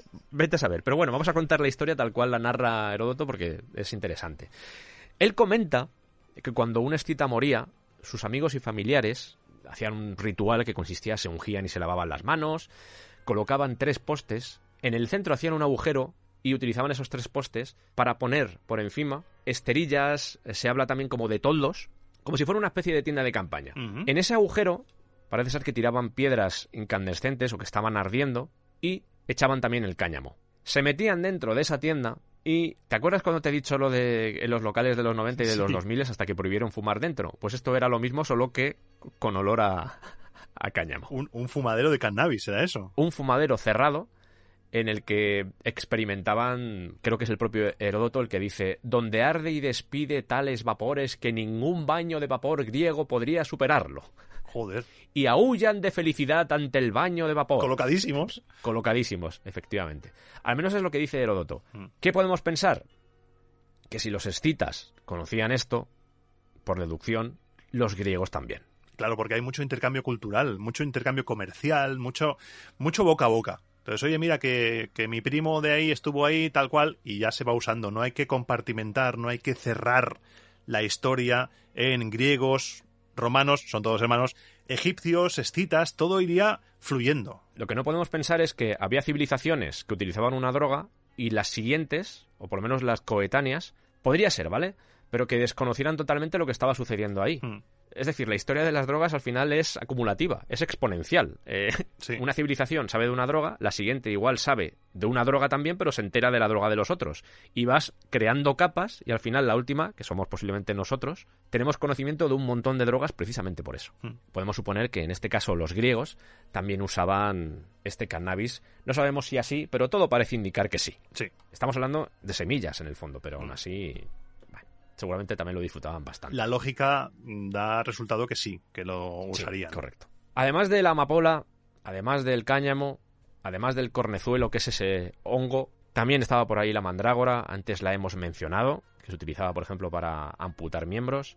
El beleño, todos ellos se usaban como incienso. De hecho, el beleño negro, y esto te puede interesar, aunque nos vamos a ir un poco a Roma, pero se encontraron restos, se encontraron semillas de beleño negro en unas ruinas romanas en Países Bajos, en Hutten Castellum se llama. El beleño no deja de ser una droga alucinógena. Sí. De hecho, de nuevo, Dioscórides y Plinio el Viejo mencionan esta planta en sus escritos. Yo busqué, dije, ¿qué provoca ¿Qué es esto, no? el beleño negro? Busqué. Y encontré lo siguiente. Además, por orden alfabético. Alucinógeno, anodino, antiespasmódico, digestivo, Bien. diurético, Bueno. hipnótico, midriático, ¿Qué? narcótico, protector renal y sedante. Todo eso. No, el beleño negro, ojo, El beleño negro, en general las solanáceas tienen bastante, como por ejemplo la datura, que es otra solanácea, la belladona, por ejemplo.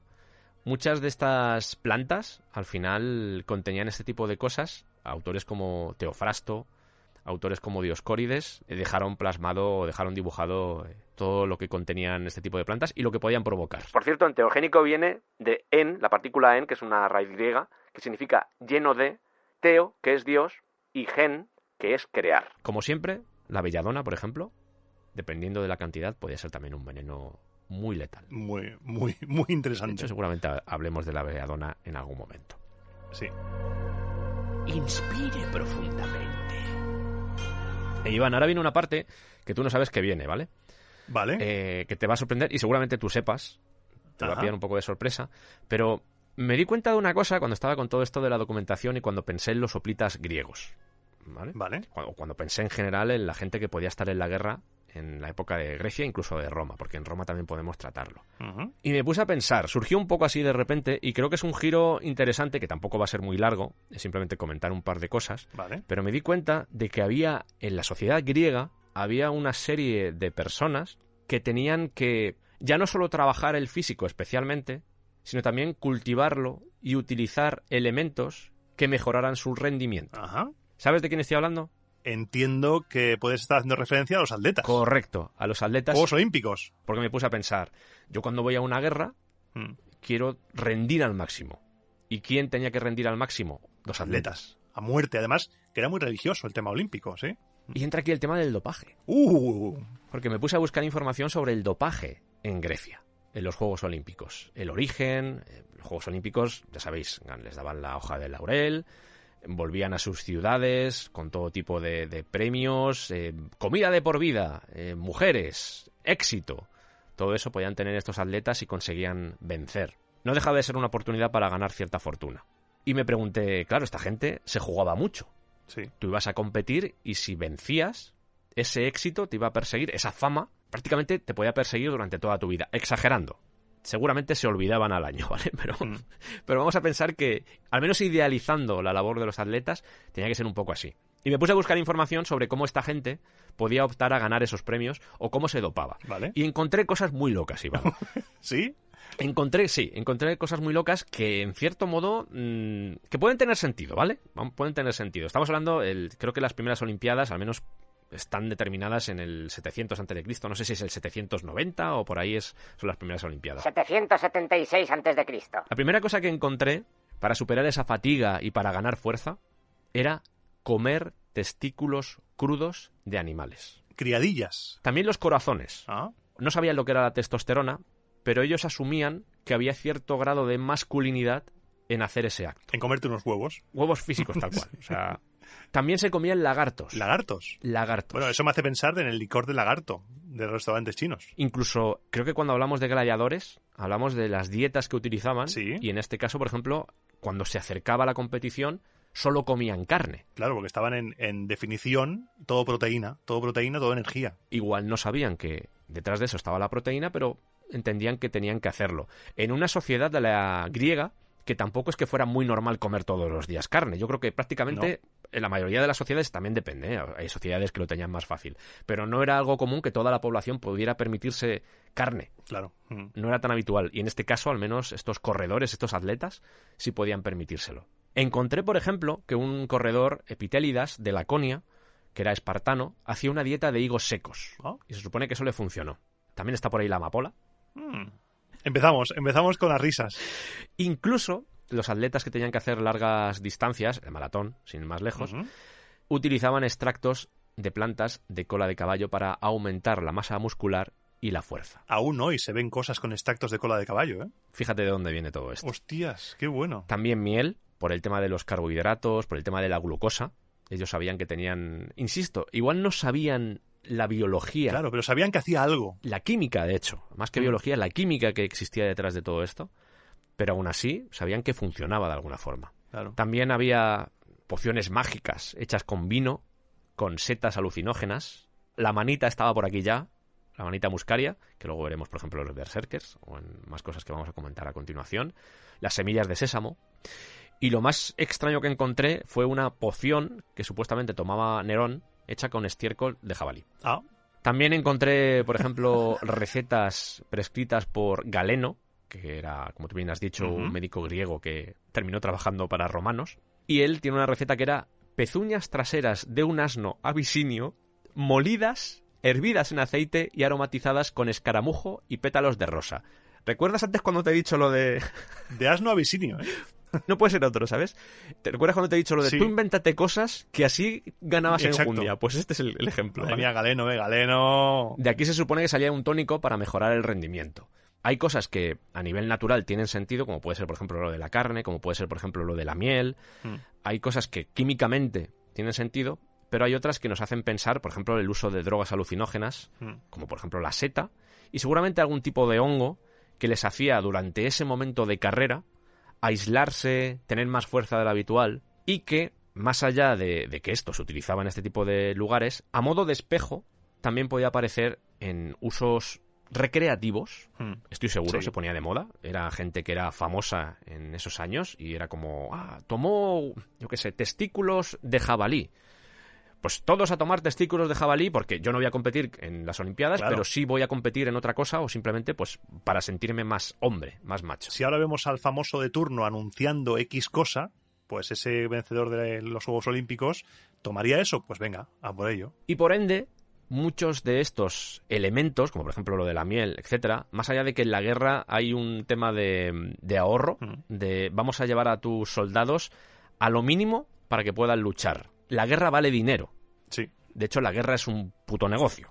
Y a veces lo de cuidar a tu ejército no entra entre el negocio, precisamente. Sí. Pero muchas de estas cosas estoy seguro de que también, igual no tanto a un nivel hoplita de un señor que iba a pelear, sino de altos mandos, estoy seguro de que muchas de estas cosas, o grandes guerreros, los que eran considerados grandes guerreros, estoy seguro de que muchas de estas cosas se utilizaban simplemente porque habían funcionado en el día a día en estas competiciones, y era algo tan sencillo como decir, al igual que hablábamos de los escitas, lo de, joder, si estaba ahí seguramente conocían. Aquí yo creo que sucedía algo muy parecido.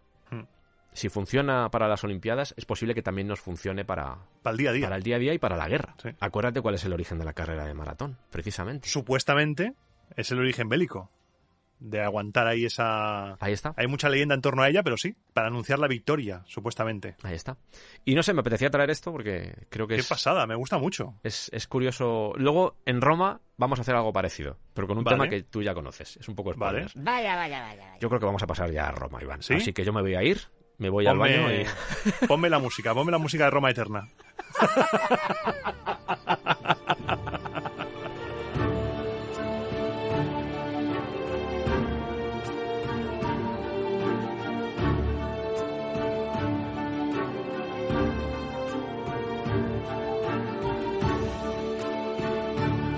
Fundada, según la cronología tradicional, en el año 753 antes de Jesucristo, situada en el Lacio. Bueno, Roma realmente lo que podemos hablar de Roma Sí. es repetir algunas cosas que no vamos a repetir porque ya hemos hablado de Grecia, porque Roma acabó absorbiendo el mundo griego y ese mundo griego de la medicina y demás acabó yendo a Roma, pero sí que en los escritos de los autores antiguos, los autores, por ejemplo, Tito Livio, Dionisio de Halicarnaso, tenemos también algo en Plinio, podemos empezar a leer cositas, porque ya en la Roma de tiempos de los reyes, la Roma de los reyes etruscos, ya la dormidera era muy popular. Y parece que la gente la cultivaba en los jardines.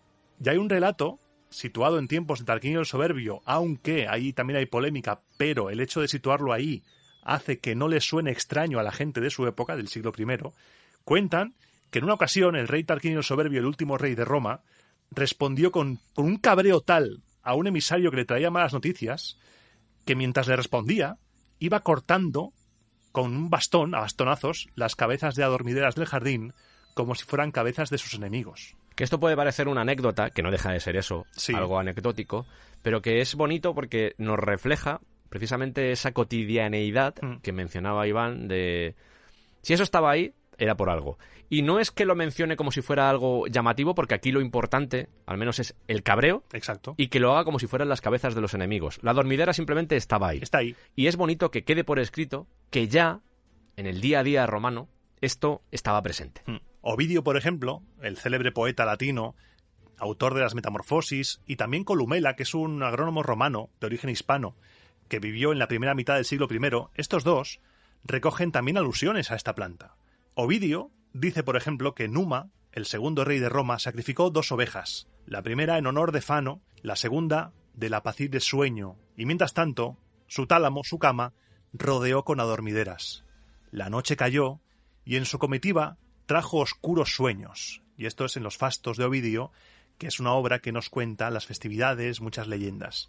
Y en otro lugar, de los Fastos también dice: no se vea como una vergüenza tomar adormidera triturada con leche blanca como la nieve y miel licuada de panales escurridos, porque la primera vez, como te decía antes, la primera vez que Venus fue conducida ante su deseoso marido, el Vulcano romano, el Hefesto griego, bebió esa mezcla de adormidera con leche, y desde ese momento fue su novia. Esa mezcla le ayudó a superar esa primera noche de bodas que nos está describiendo, que le ayudó a superar una violación. Que lo envuelve dentro de mitología, pero no deja de ser una violación. Es tremendo eso, ¿eh? Es terrorífico. Por cierto, leí que los romanos acuñaron monedas con la figura de la dormidera. Y eso ya como que Sí. define todo. O sea, es como... Es que esa planta, la planta top, cuando hablas de Roma dices, Sí. la vid, vale, sí, pero después está la dormidera. Ya. Porque ya Plinio, que recoge la herencia de Dioscores, de Teofrasto, Sí. Dioscórides. Plinio dice que la dormidera siempre gozó de favor entre los romanos. Y con eso ya te lo dice todo. Como para hacer una moneda. Exacto, como para que salga en el Era Paquis, supuestamente hay una plantita ahí que es ella. Parece la planta de la dormidera. Y además no se quedó contento con eso. Describió en su Naturalis Historia al menos 3 especies de adormideras cultivadas y otras tantas silvestres. Y también dice, que ya hemos comentado, que el opio que se extrae de ellas es un soporífero que puede matar y que ayuda también a la vista. Supongo que no solo estaba recogiendo información de obras anteriores, sino que también deduzco que eso era algo que estaba en la sociedad. Lo que sí creo que conviene mencionar, ya que estábamos hablando antes de adicciones, hay una persona con cierto poder que estuvo muy vinculada al mundo de las drogas. Y digamos que la herramienta o el vehículo que le hizo llegar esa droga es un señor que ya hemos comentado por aquí, ¡Ay! el señor Claudio Galeno Nikon de Pérgamo. Que durante el programa de hoy estamos diciendo que Galeno, no te flipes tal, es un personaje muy importante. ¿Correcto? Este señor hizo aportes a la medicina tremendos, se estudió durante un montón de siglos. Por ejemplo, demostró que por las arterias circulaba sangre. No preguntes cómo lo hizo, pero lo demostró. Por ejemplo, también demostró la función del riñón, la función de la vejiga. Este señor fue, desde su nacimiento en Asia Menor, en Pérgamo, acabó como médico de gladiadores, y de ahí a médico de ese personaje del que usted me habla, que está muy en boga ahora mismo, por esos que se levantan a las 5 de la mañana a hacer 50.000 flexiones, fue médico de Marco Aurelio. Toma ya. Empezó como médico de su hijo y acabó como médico de Marco Aurelio. Y aquí tenemos que abrir un melón porque Es que aquí, Sergio, la historia y la leyenda y el bulo se entrelazan de una manera tan sumamente fina que podemos caer en errores muy graves y tenemos que ser muy cautos. Esto que dices es interesante porque algo que me pasa a mí, por ejemplo, con Roma o con Grecia, es que hay una tendencia a deificar algunos personajes. Sí. De hecho, creo que ha salido alguna vez en algún descampado. Yo he mencionado a Julio César.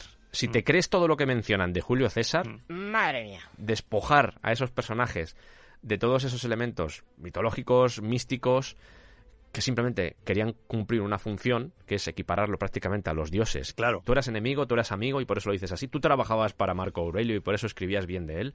Exacto. Y es tan complicado, Iván, y de verdad que Es muy complicado. te admiro tanto por ello, Iván. Es que es un trabajo que requiere de honestidad, al final.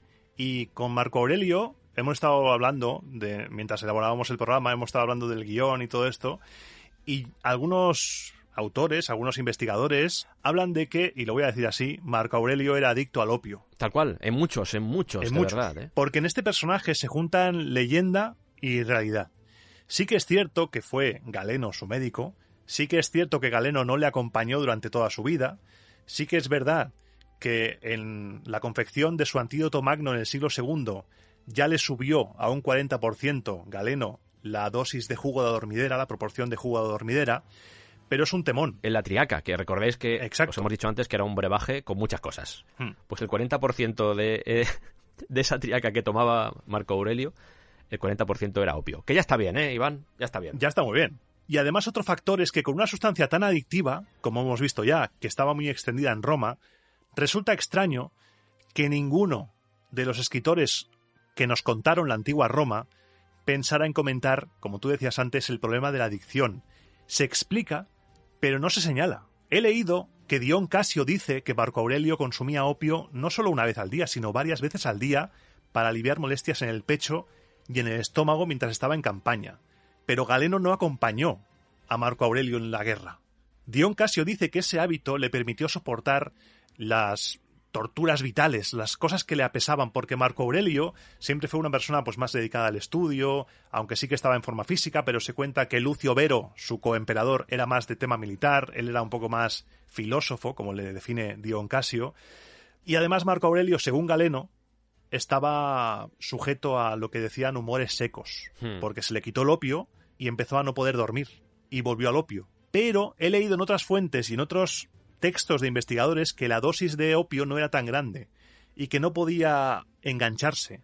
Pero aquí entramos lo que tú decías. Marco Aurelio es un personaje tan divinizado y tan canonizado y tan santificado que nosotros desde dentro de esta cultura occidental, que aunque han pasado muchos siglos y han pasado muchos pueblos, en parte sentimos como que somos herederos de ella y por eso la gente piensa tanto en la antigua Roma, no podemos concebir la posibilidad, y estoy siendo súper cauto con el lenguaje, no podemos concebir la posibilidad de que Marco Aurelio, ese que escribía las meditaciones según estos investigadores hasta el culo de opio, no podemos concebir que pase algo así. Que fuera un yonki. Que fuera un yonki. Claro. Porque no entra en nuestra cabeza que un emperador romano, el filósofo, ese que no murió a manos de su hijo, por cierto, no lo podemos concebir.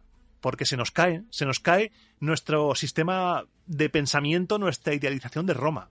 Porque como bien dice Marco Aurelio en Gladiator, hubo una vez un sueño llamado Roma. Y hay mucha gente que todavía sigue dormido en ese sueño, que es la Roma idealizada. Con lo que hoy queremos llevar esto al terreno llano. Y si Marco Aurelio sufría dolores y necesitaba opio, y se tomaba, según he leído en otra fuente, pelotas como habas de opio, varias al día, pues hombre, la lógica nos dice que quizá sí que estaba un poco adicto al opio, si realmente lo tomaba, porque sabemos que sí que estaba extendido. Pero, como tú sabes, Sergio, bucear entre las fuentes es una aventura tremenda. Sí, yo la suposición que tengo, y de hecho lo vamos a abordar en breve, estaba tan extendido que dudo mucho que fueran conscientes de que en realidad era una adicción, sino que simplemente... Que era lo normal, quizá, lo normal. A mí lo que hace, en este caso, Dion Casio, se me va más a exposición que a crítica real. Sí, La sí. crítica real creo que nace más de la interpretación que podemos sacar de esos textos, porque nosotros somos conscientes de que tomar tanto opio refleja o evidencia cierta adicción. Pero viendo lo que vamos a ver después de los precios que se manejaban, de cómo se compraba ese opio, quién lo consumía, el porcentaje de tiendas, que son datos que vamos a arrojar a continuación, tiene cierto sentido que no se abordara el tema de la adicción, entre otras cosas porque estaba normalizado socialmente y también porque, de nuevo, eso sería indicar algún tipo de debilidad en la vida de Marco Aurelio. Cosa que en el fondo choca también en el hecho de que se menciona que él tenía ciertas dolencias en el pecho y en el estómago, sobre todo cuando estaba en campaña, que es la justificación, precisamente, como tú has dicho, del consumo de ese opio. Del consumo. Y no solo Marco Aurelio, también se cuenta que Nerva, Trajano, Adriano, Septimio Severo, Caracalla emplearon el opio como terapia de cuidados paliativos y como eutanásico. De nuevo. Otra vez. Y no debemos sorprendernos. Es lo que comentábamos antes.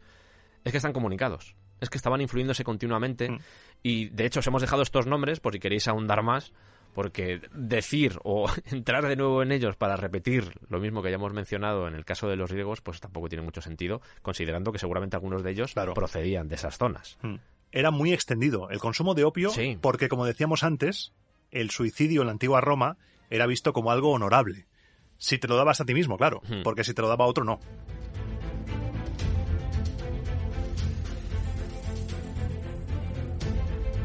Y comentábamos lo de la extensión, Iván, lo de que estaba muy extendido en la sociedad. Lo hemos visto, hay un montón de escritores romanos que hacen mención a todo el tema del opio, pero se conoce, porque así está relatado en los escritos, que la demanda de opio en esa época excedía la oferta. Toma ya, ¿eh? ¿Y qué provoca esto? Cuando hay más demanda que oferta, la cortan. Se adultera esa droga. Y esto nos lleva al tema de los precios que he mencionado antes, porque el precio del opio era un precio controlado. Como el del trigo, por ejemplo. ¿Esto qué quiere decir? El Estado era el que determinaba qué precio iba a tener porque sabían que era importante para la sociedad. ¿Os imagináis actualmente algo así? Es que vamos a ver, ahí también hay otro melón, ¿eh? Porque dejando de lado que a veces hubiera más o menos penuria, sí que es cierto que en líneas generales los diferentes gobernantes de la República y después lo que se considera el Imperio Romano tenían presente que los de abajo eran más. Entonces había que tenerlos contentos. Y eso implicaba que en caso de hambrunas muy fuertes había que controlar precios. Estaba la nona que repartía trigo. Y estaba también esto del precio controlado del opio. Porque también controlabas a la gente, teniéndola contenta. Y dormida. Que es aún incluso más importante, colocada. Colocada. El hecho de que una persona no pueda pensar. Esto al final se trata de hacerse preguntas. Me imagino que con otro tipo de drogas más alucinógenas, en las que puedes entrar en estados alterados de conciencia y preguntarte cosas, o al menos ver cosas, era más complicado. Pero en este tipo de drogas que son al final, como puede pasar por ejemplo con la heroína, tenemos casos recientes en los 80 donde se hacían cosas parecidas, de intentar atar las manos a una sociedad a través de la droga. O sea, eso está ahí. En Euskadi eso fue tremendo. Aquí también me imagino que iba un poco por ahí, de decir, bueno, pues que la gente pueda meterse. Creemos, o al menos nos da la sensación de que no todo el mundo podía permitírselo, pero gran cantidad de gente, al menos a niveles bajos o de vez en cuando, sí podía permitirse colocarse con opio, ya fuera con las semillas, ya fuera con el propio látex, con lo que fuera. Es que esto nos entronca con realidades difíciles de afrontar, porque si tú te colocas de opio, pues se te olvida comer, por ejemplo. Y no tienes para comer. Cuando estuve hablando en Roma Eterna de las buenaciones, de los espectáculos con animales en el circo, en el Coliseo, en el llamado Coliseo, conté una realidad que no se cuenta. Esa carne después era repartida entre la gente y quizá esa gente comía carne en la primera vez en varias semanas. Esa carne gratis, porque la vida diaria del romano común era la miseria. Y si te tomas una pelotita de opio que te sale más barata quizá que comer, pues se te olvida comer hoy. Y no tienes esa necesidad de comer. Es duro, ¿eh? De hecho, no quería hablar ahora de esto, pero precisamente en Grecia se trataba de traer a colación a los atletas y en Roma a los gladiadores y a los que llevaban los carros. Uy, claro, el caballo dopado, ¿no? El caballo dopado, efectivamente. Se le daba hidromiel a los caballos. Madre mía, el caballo con las pupilas dilatadas con cara de velocidad, de ir en moto. Para que corrieran más rápido y también para que saliesen borrachos. De hecho, a veces no podían, los caballos llevaban tal cogorza encima que no podían ni moverse. Pobretes. Es que siempre que hablamos de historia hay que pensar con la cabeza de lo que haríamos nosotros y lo que sucede en la sociedad actual, extrapolarlo al pasado también. Y la picaresca, el doping, como has hablado en los Juegos Olímpicos, todo esto ha existido siempre.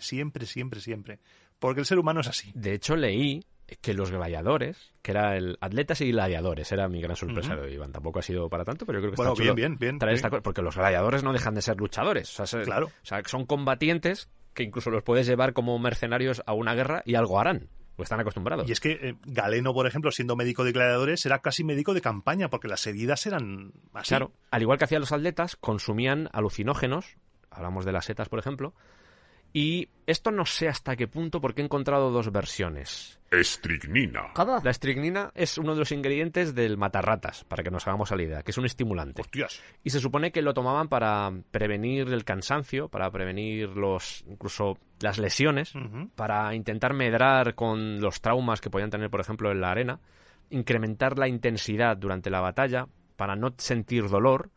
Esto me imagino que dentro de este paraguas de cosas que podías conseguir a través de la estricnina, que insisto, lo he encontrado versiones que dicen que la estricnina no. También nos vale en esto los hongos. Hay muchos hongos que te pueden provocar también este tipo de sensaciones. En realidad, no sentir nada, entrar en un estado de ira que te haga simplemente ira por tu enemigo. Sí. Y fíjate, por redondear esto, y antes de regresar otra vez con la sociedad romana, no está del todo demostrado. De nuevo, he encontrado escritos o estudios que hablan de las dos cosas. No está del todo demostrado que tanto los atletas como los gladiadores se les castigara por estar dopados. He encontrado cosas que dicen que no, que simplemente no sé, era como tú búscate la vida para vencer como puedas, y otras que dicen que sí, que si se enteraban de que estabas dopado, te podían castigar de alguna forma. Puede tener lógica que sí, porque, por ejemplo, los espectáculos de gladiadores sí que tenían árbitros, había alguna especie de sistema, pero claro, no sé, no te sabría decir, pero no sería descabellado pensar que pudiera pasar algo así. Pero ¿cómo lo demuestras? No puede, es muy complicado. No Claro. sé que se escribiera algún tipo de castigo, se haya conservado algún castigo de... No tanto con los gladiadores, yo me imagino que los gladiadores tenían bastante... O sea, ahí podías utilizar lo que quisieras. Si ya el hecho de reconocer cómo te habían envenenado era complicado, saber que ibas dopado, yo creo que cabía un poco a interpretación. Era como, bueno, parece que va drogado, pero... Salvo que esa droga tuviera a unas consecuencias físicas visibles, por ejemplo, las pupilas muy dilatadas, Sangre en la nariz. exacto, que se te mueva la mandíbula que parece a eso el barco pirata de Playmobil, pues cosas así raros. Entonces sí, pero si no... Los gladiadores no dejaban de ser un disfrute social, por llamarlo así, un sitio en el que se reunía la gente para ver cómo combatían, entre otras muchas cosas, porque dedicamos dos programas a los gladiadores en el descampado, e Iván tiene otro también hablando de gladiadores, o sea que si queréis enteraros y empaparos de todo lo relacionado con gladiadores, tenéis ahí mucho para escuchar. Pero yo entiendo que en el caso de los gladiadores... Era un espectáculo. Pero en el caso de los atletas, esa mezcla de... Porque al final estaban intentando como encontrar al ser humano perfecto, o al menos al más fuerte, al más rápido. Eso lo enraizaba en cierto modo con los dioses, y no sé hasta qué punto en ese caso sí estaba peor visto, porque era como, estás intentando ser un dios a través de dopaje. Pero insisto, he encontrado versiones en ambos lados y no sé por cuál... No sé por cuál tirar, pero bueno, que quede ahí este tema de los gladiadores, porque al igual que con los atletas, son formas de que el cuerpo humano llegue al límite, y eso es muy útil en la guerra. Vamos a ir al 301, Iván, porque nos habíamos quedado, estábamos intentando relatar cómo funcionaba la sociedad romana con respecto al opio, y encontramos un edicto de Diocleciano Nanoniano, en el que se fijan los precios del opio a aproximadamente unos 10 denarios el kilo. Que en contraposición con el kilo de hachís, que era de precio libre, estaba a 80, son 70 denarios de diferencia. La diferencia entre un precio controlado, el del opio, algo necesario para la sociedad, o algo que se consideraba que tenía que ser consumido por la sociedad, incluso si estaba cortado o estaba adulterado, que era la mayoría de las veces. Al menos la gente pobre, esto siempre ha funcionado así. Dudo mucho que la gente rica consumiera opio adulterado, seguramente ese era para la gente pobre. Y luego... la gran diferencia que tiene el precio libre, por ejemplo, como ha dicho Iván, del hachís. O sea, es una diferencia salvaje. Es una locura. Es que había un montón de tiendas. En el año 312 se hizo un censo, que se hacían regularmente en Roma, y ese censo reveló que había 793 tiendas dedicadas a vender este producto, el opio, en Roma. 793. Ojo, ¿eh? Y que el volumen de negocio del opio... Esto, agárrate, representaba el 15% de la recaudación fiscal del Estado romano. Es que eran todos yonkis. Es que ¿esto qué es? Eran todos yonkis. Pero aún así, no había problemas de orden público. El consumo desmedido de opio no había problema. Claro. No había nada en las fuentes. No hay marginados, no hay yonkis por la calle, como tú decías. No hay problema. ¿Qué está pasando aquí? Lo cual es bastante Raro. bastante extraño. Sí. Esto es lo de siempre. Al final intentas vender una visión de tu sociedad lo mejor posible y entiendo que en muchos casos no quisieran entrar en la parte oscura. Lo hacen los japoneses hoy en día exactamente igual. Sí. O sea, ahí está el programa que hice, por ejemplo, del barrio más pobre de Japón, que es un barrio al que nunca ningún o muy pocas guías de viajes te va a decir vete a este barrio. Pero es una realidad japonesa, esa, lo que puedes encontrar, por ejemplo, en Okinawa. Son barrios que de gente pobre, de gente que no está bien, pero que obviamente no es lo que te va a vender Japón. Por esto igual. Que al final es lo que te hacen todos los países. O sea, no deja de ser eso. Todos. Pero en estos relatos, a mí me cuadra al menos que no quisieran hablar de ello porque me extraña mucho que no hubiera nadie. También te digo que dentro de lo que podemos hablar de desórdenes públicos o privados, el opio, hasta donde yo sé, por los... No altera, ¿no? No altera. Claro, no es como, por ejemplo, puede pasar con la cocaína o con otro tipo de sustancias, o incluso con alucinógenos, que ahí se te puede ir mucho la cabeza, puedes desnudarte y ponerte a correr por la calle y golpear a la gente fácilmente con un alucinógeno, porque piensas que te están persiguiendo o por lo que sea. Pero en el caso del opio, igual para conseguir dinero o algo similar. Sí que, por ejemplo, el alcohol sí que daría más problemas, porque sí que te altera. Sí. Pero el opio te anula.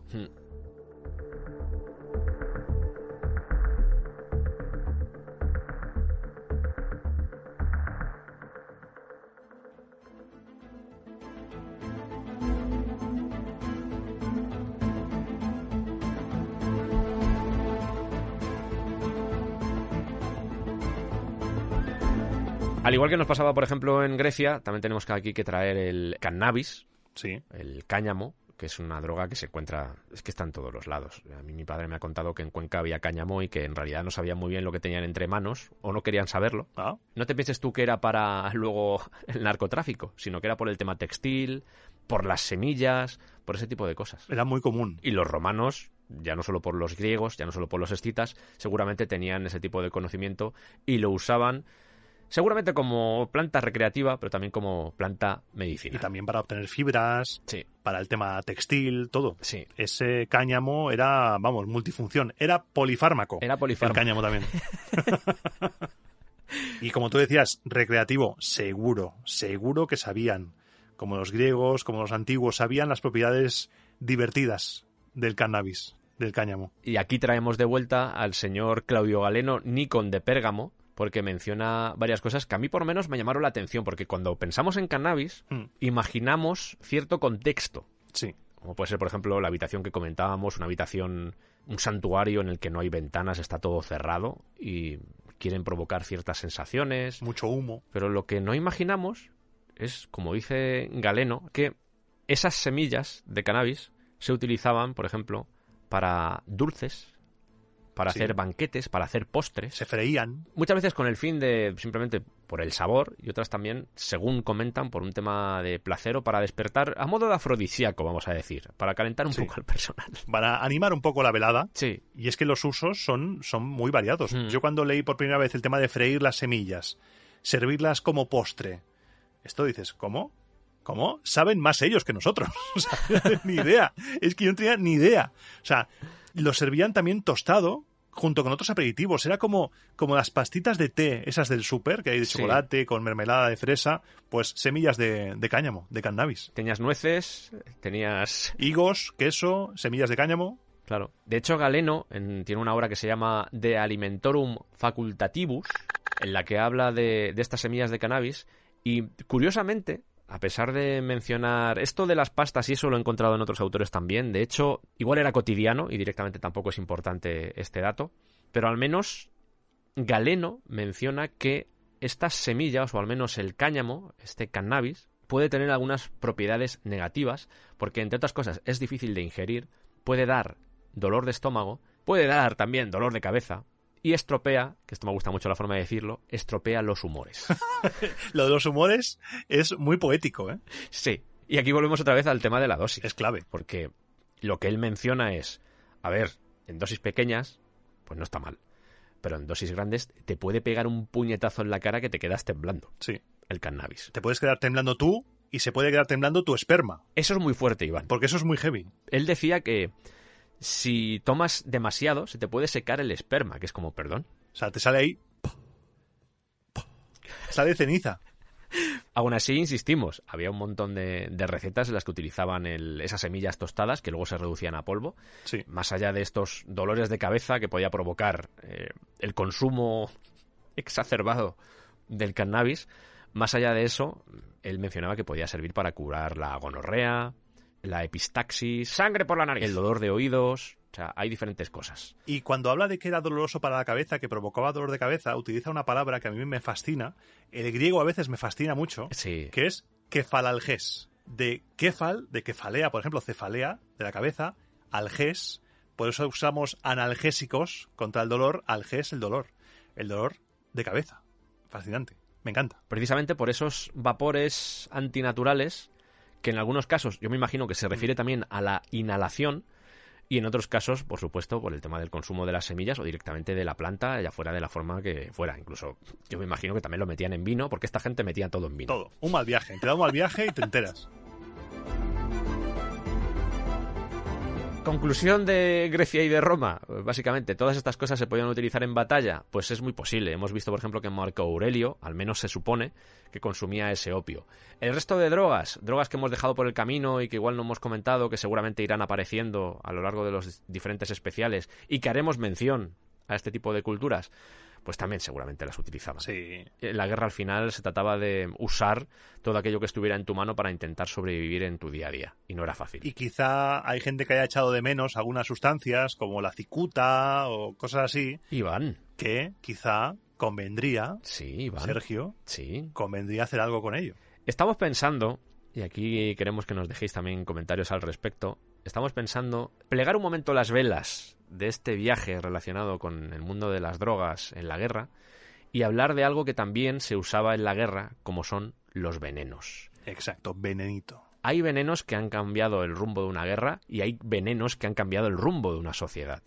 Y estábamos pensando en elaborar una especie de compendio, sobre todo centrado en Grecia-Roma, porque el mundo de los venenos nos da para otra saga que igual en el futuro podríamos hacer, pero sí al menos centrarnos en esa época, en griegos romanos, sobre todo en los romanos, yo creo, Sí. porque hay un conjunto, Hay una caterva. hay una miriada, hay una balumba. Hay una balumba panoplia homérica de gente y de venenos. Y de venenos increíble. No os podéis hacer a la idea. Se podría llamar la saga de Venenibus Cabronis. Porque es increíble. Es tremendo e insisto, si queréis que hablemos, que paremos un momento el barco de drogas en la guerra, lo atraquemos en el puerto y hagamos simplemente un especial, un capítulo dedicado a estos venenos, tratando no solo los vegetales, sino también los animales y los minerales, porque el mundo de los venenos da para mucho, porque sí. Estamos pensando, por ejemplo, en, yo qué sé, mandrágora, belladona, cicuta, estupendo. Arsénico. Pero también está por ahí el arsénico, efectivamente. También está por ahí el arsénico. También está por ahí, yo qué sé, el veneno de víbora. ¿Preñada o no preñada? Dependiendo. Depende. Lo que encontraras esa tarde, no... Dependiendo. Si era jueves o era viernes, ¿no?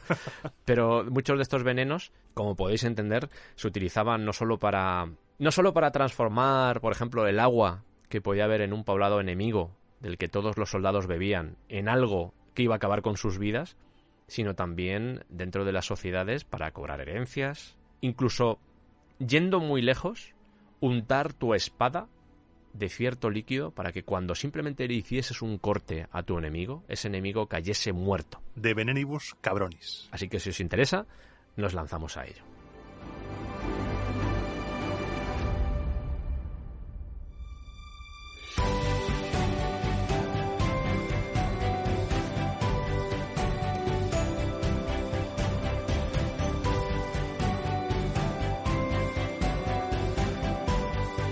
Vaya viaje. Vaya viaje, sí. Ya decimos, lo hemos dicho al comienzo, pero nuestra intención era un poco elaborar lo que era ese retrato, esa fotografía del mundo clásico, tanto de Grecia como de Roma, utilizando un poco el formato que hemos usado en anteriores episodios, pero dándole otra pátina. Al menos responder a algunas de las preguntas que siempre nos hemos planteado acerca de cómo se utilizaban estas drogas en la guerra. Sí. Sabéis que es complicado, sabéis que no hay documentación al respecto y que en el fondo todo esto se trata de hacer un esfuerzo, pero si os podemos dar las herramientas para que podáis hacer ese esfuerzo, yo creo que estos especiales están mereciendo la pena. Mucho. Está siendo un viaje tremendo. A veces no podemos dar sentido a todo lo que hay en la historia, porque ni la misma historia muchas veces tiene sentido, pero sí al menos indicar algunas cosas en las que, creedme, tanto Iván como yo nos gustaría muchas veces profundizar más con el tema de la medicina. Hay un mundo maravilloso el tema de la medicina, más allá de los venenos que hemos comentado, por supuesto los rituales, por supuesto las guerras. En las guerras, más allá del componente épico que intentamos quitar o extirpar de nuestros relatos, también hay ciertas guerras o ciertos conflictos que es interesante hablar de ellos, por supuesto. O sea, no se trata tampoco de censurar el mundo de la guerra, porque es una realidad que ha estado ahí, una realidad que nos acompaña como seres humanos, y hablar de la guerra, está bien hablar de la guerra, ¿vale? Lo que decimos nosotros es que la parte épica igual no es tan necesaria, pero aún así son cosas de las que podríamos estar hablando Iván y yo durante horas, porque es un tema que nos interesa a ambos. A mí el tema de estrategia militar a mí siempre me ha llamado la atención, sin ir más lejos. Se trata, como he dicho al inicio, de colocar... de daros ciertas herramientas para que vosotros mismos podáis construir vuestra historia, la historia de la humanidad, la historia del ser humano. Y estos especiales, con todos los temas que hemos ido tratando, han abierto muchos melones. Sí. Melones que son muy interesantes y que, dentro de esa curiosidad que yo al menos confío que tiene el oyente del Descampado, también el de Roma Eterna, esa curiosidad al final es la que produce la magia, y más allá de todo lo que nosotros podamos contar, os hace partícipes a vosotros, te hace partícipe a ti que estás escuchando esto, de este podcast, de lo que contamos, de lo que narramos aquí, de lo que os traemos. Porque creo que al final, más allá de que dos señores os cuenten sus mierdas, parte de la magia de lo que hacemos, de la divulgación, es precisamente eso. No decirte, esto es así, sino decirte, mira, ¿te interesa? Investiga sobre esto porque estoy seguro de que te va a gustar como nos ha gustado a nosotros. La curiosidad.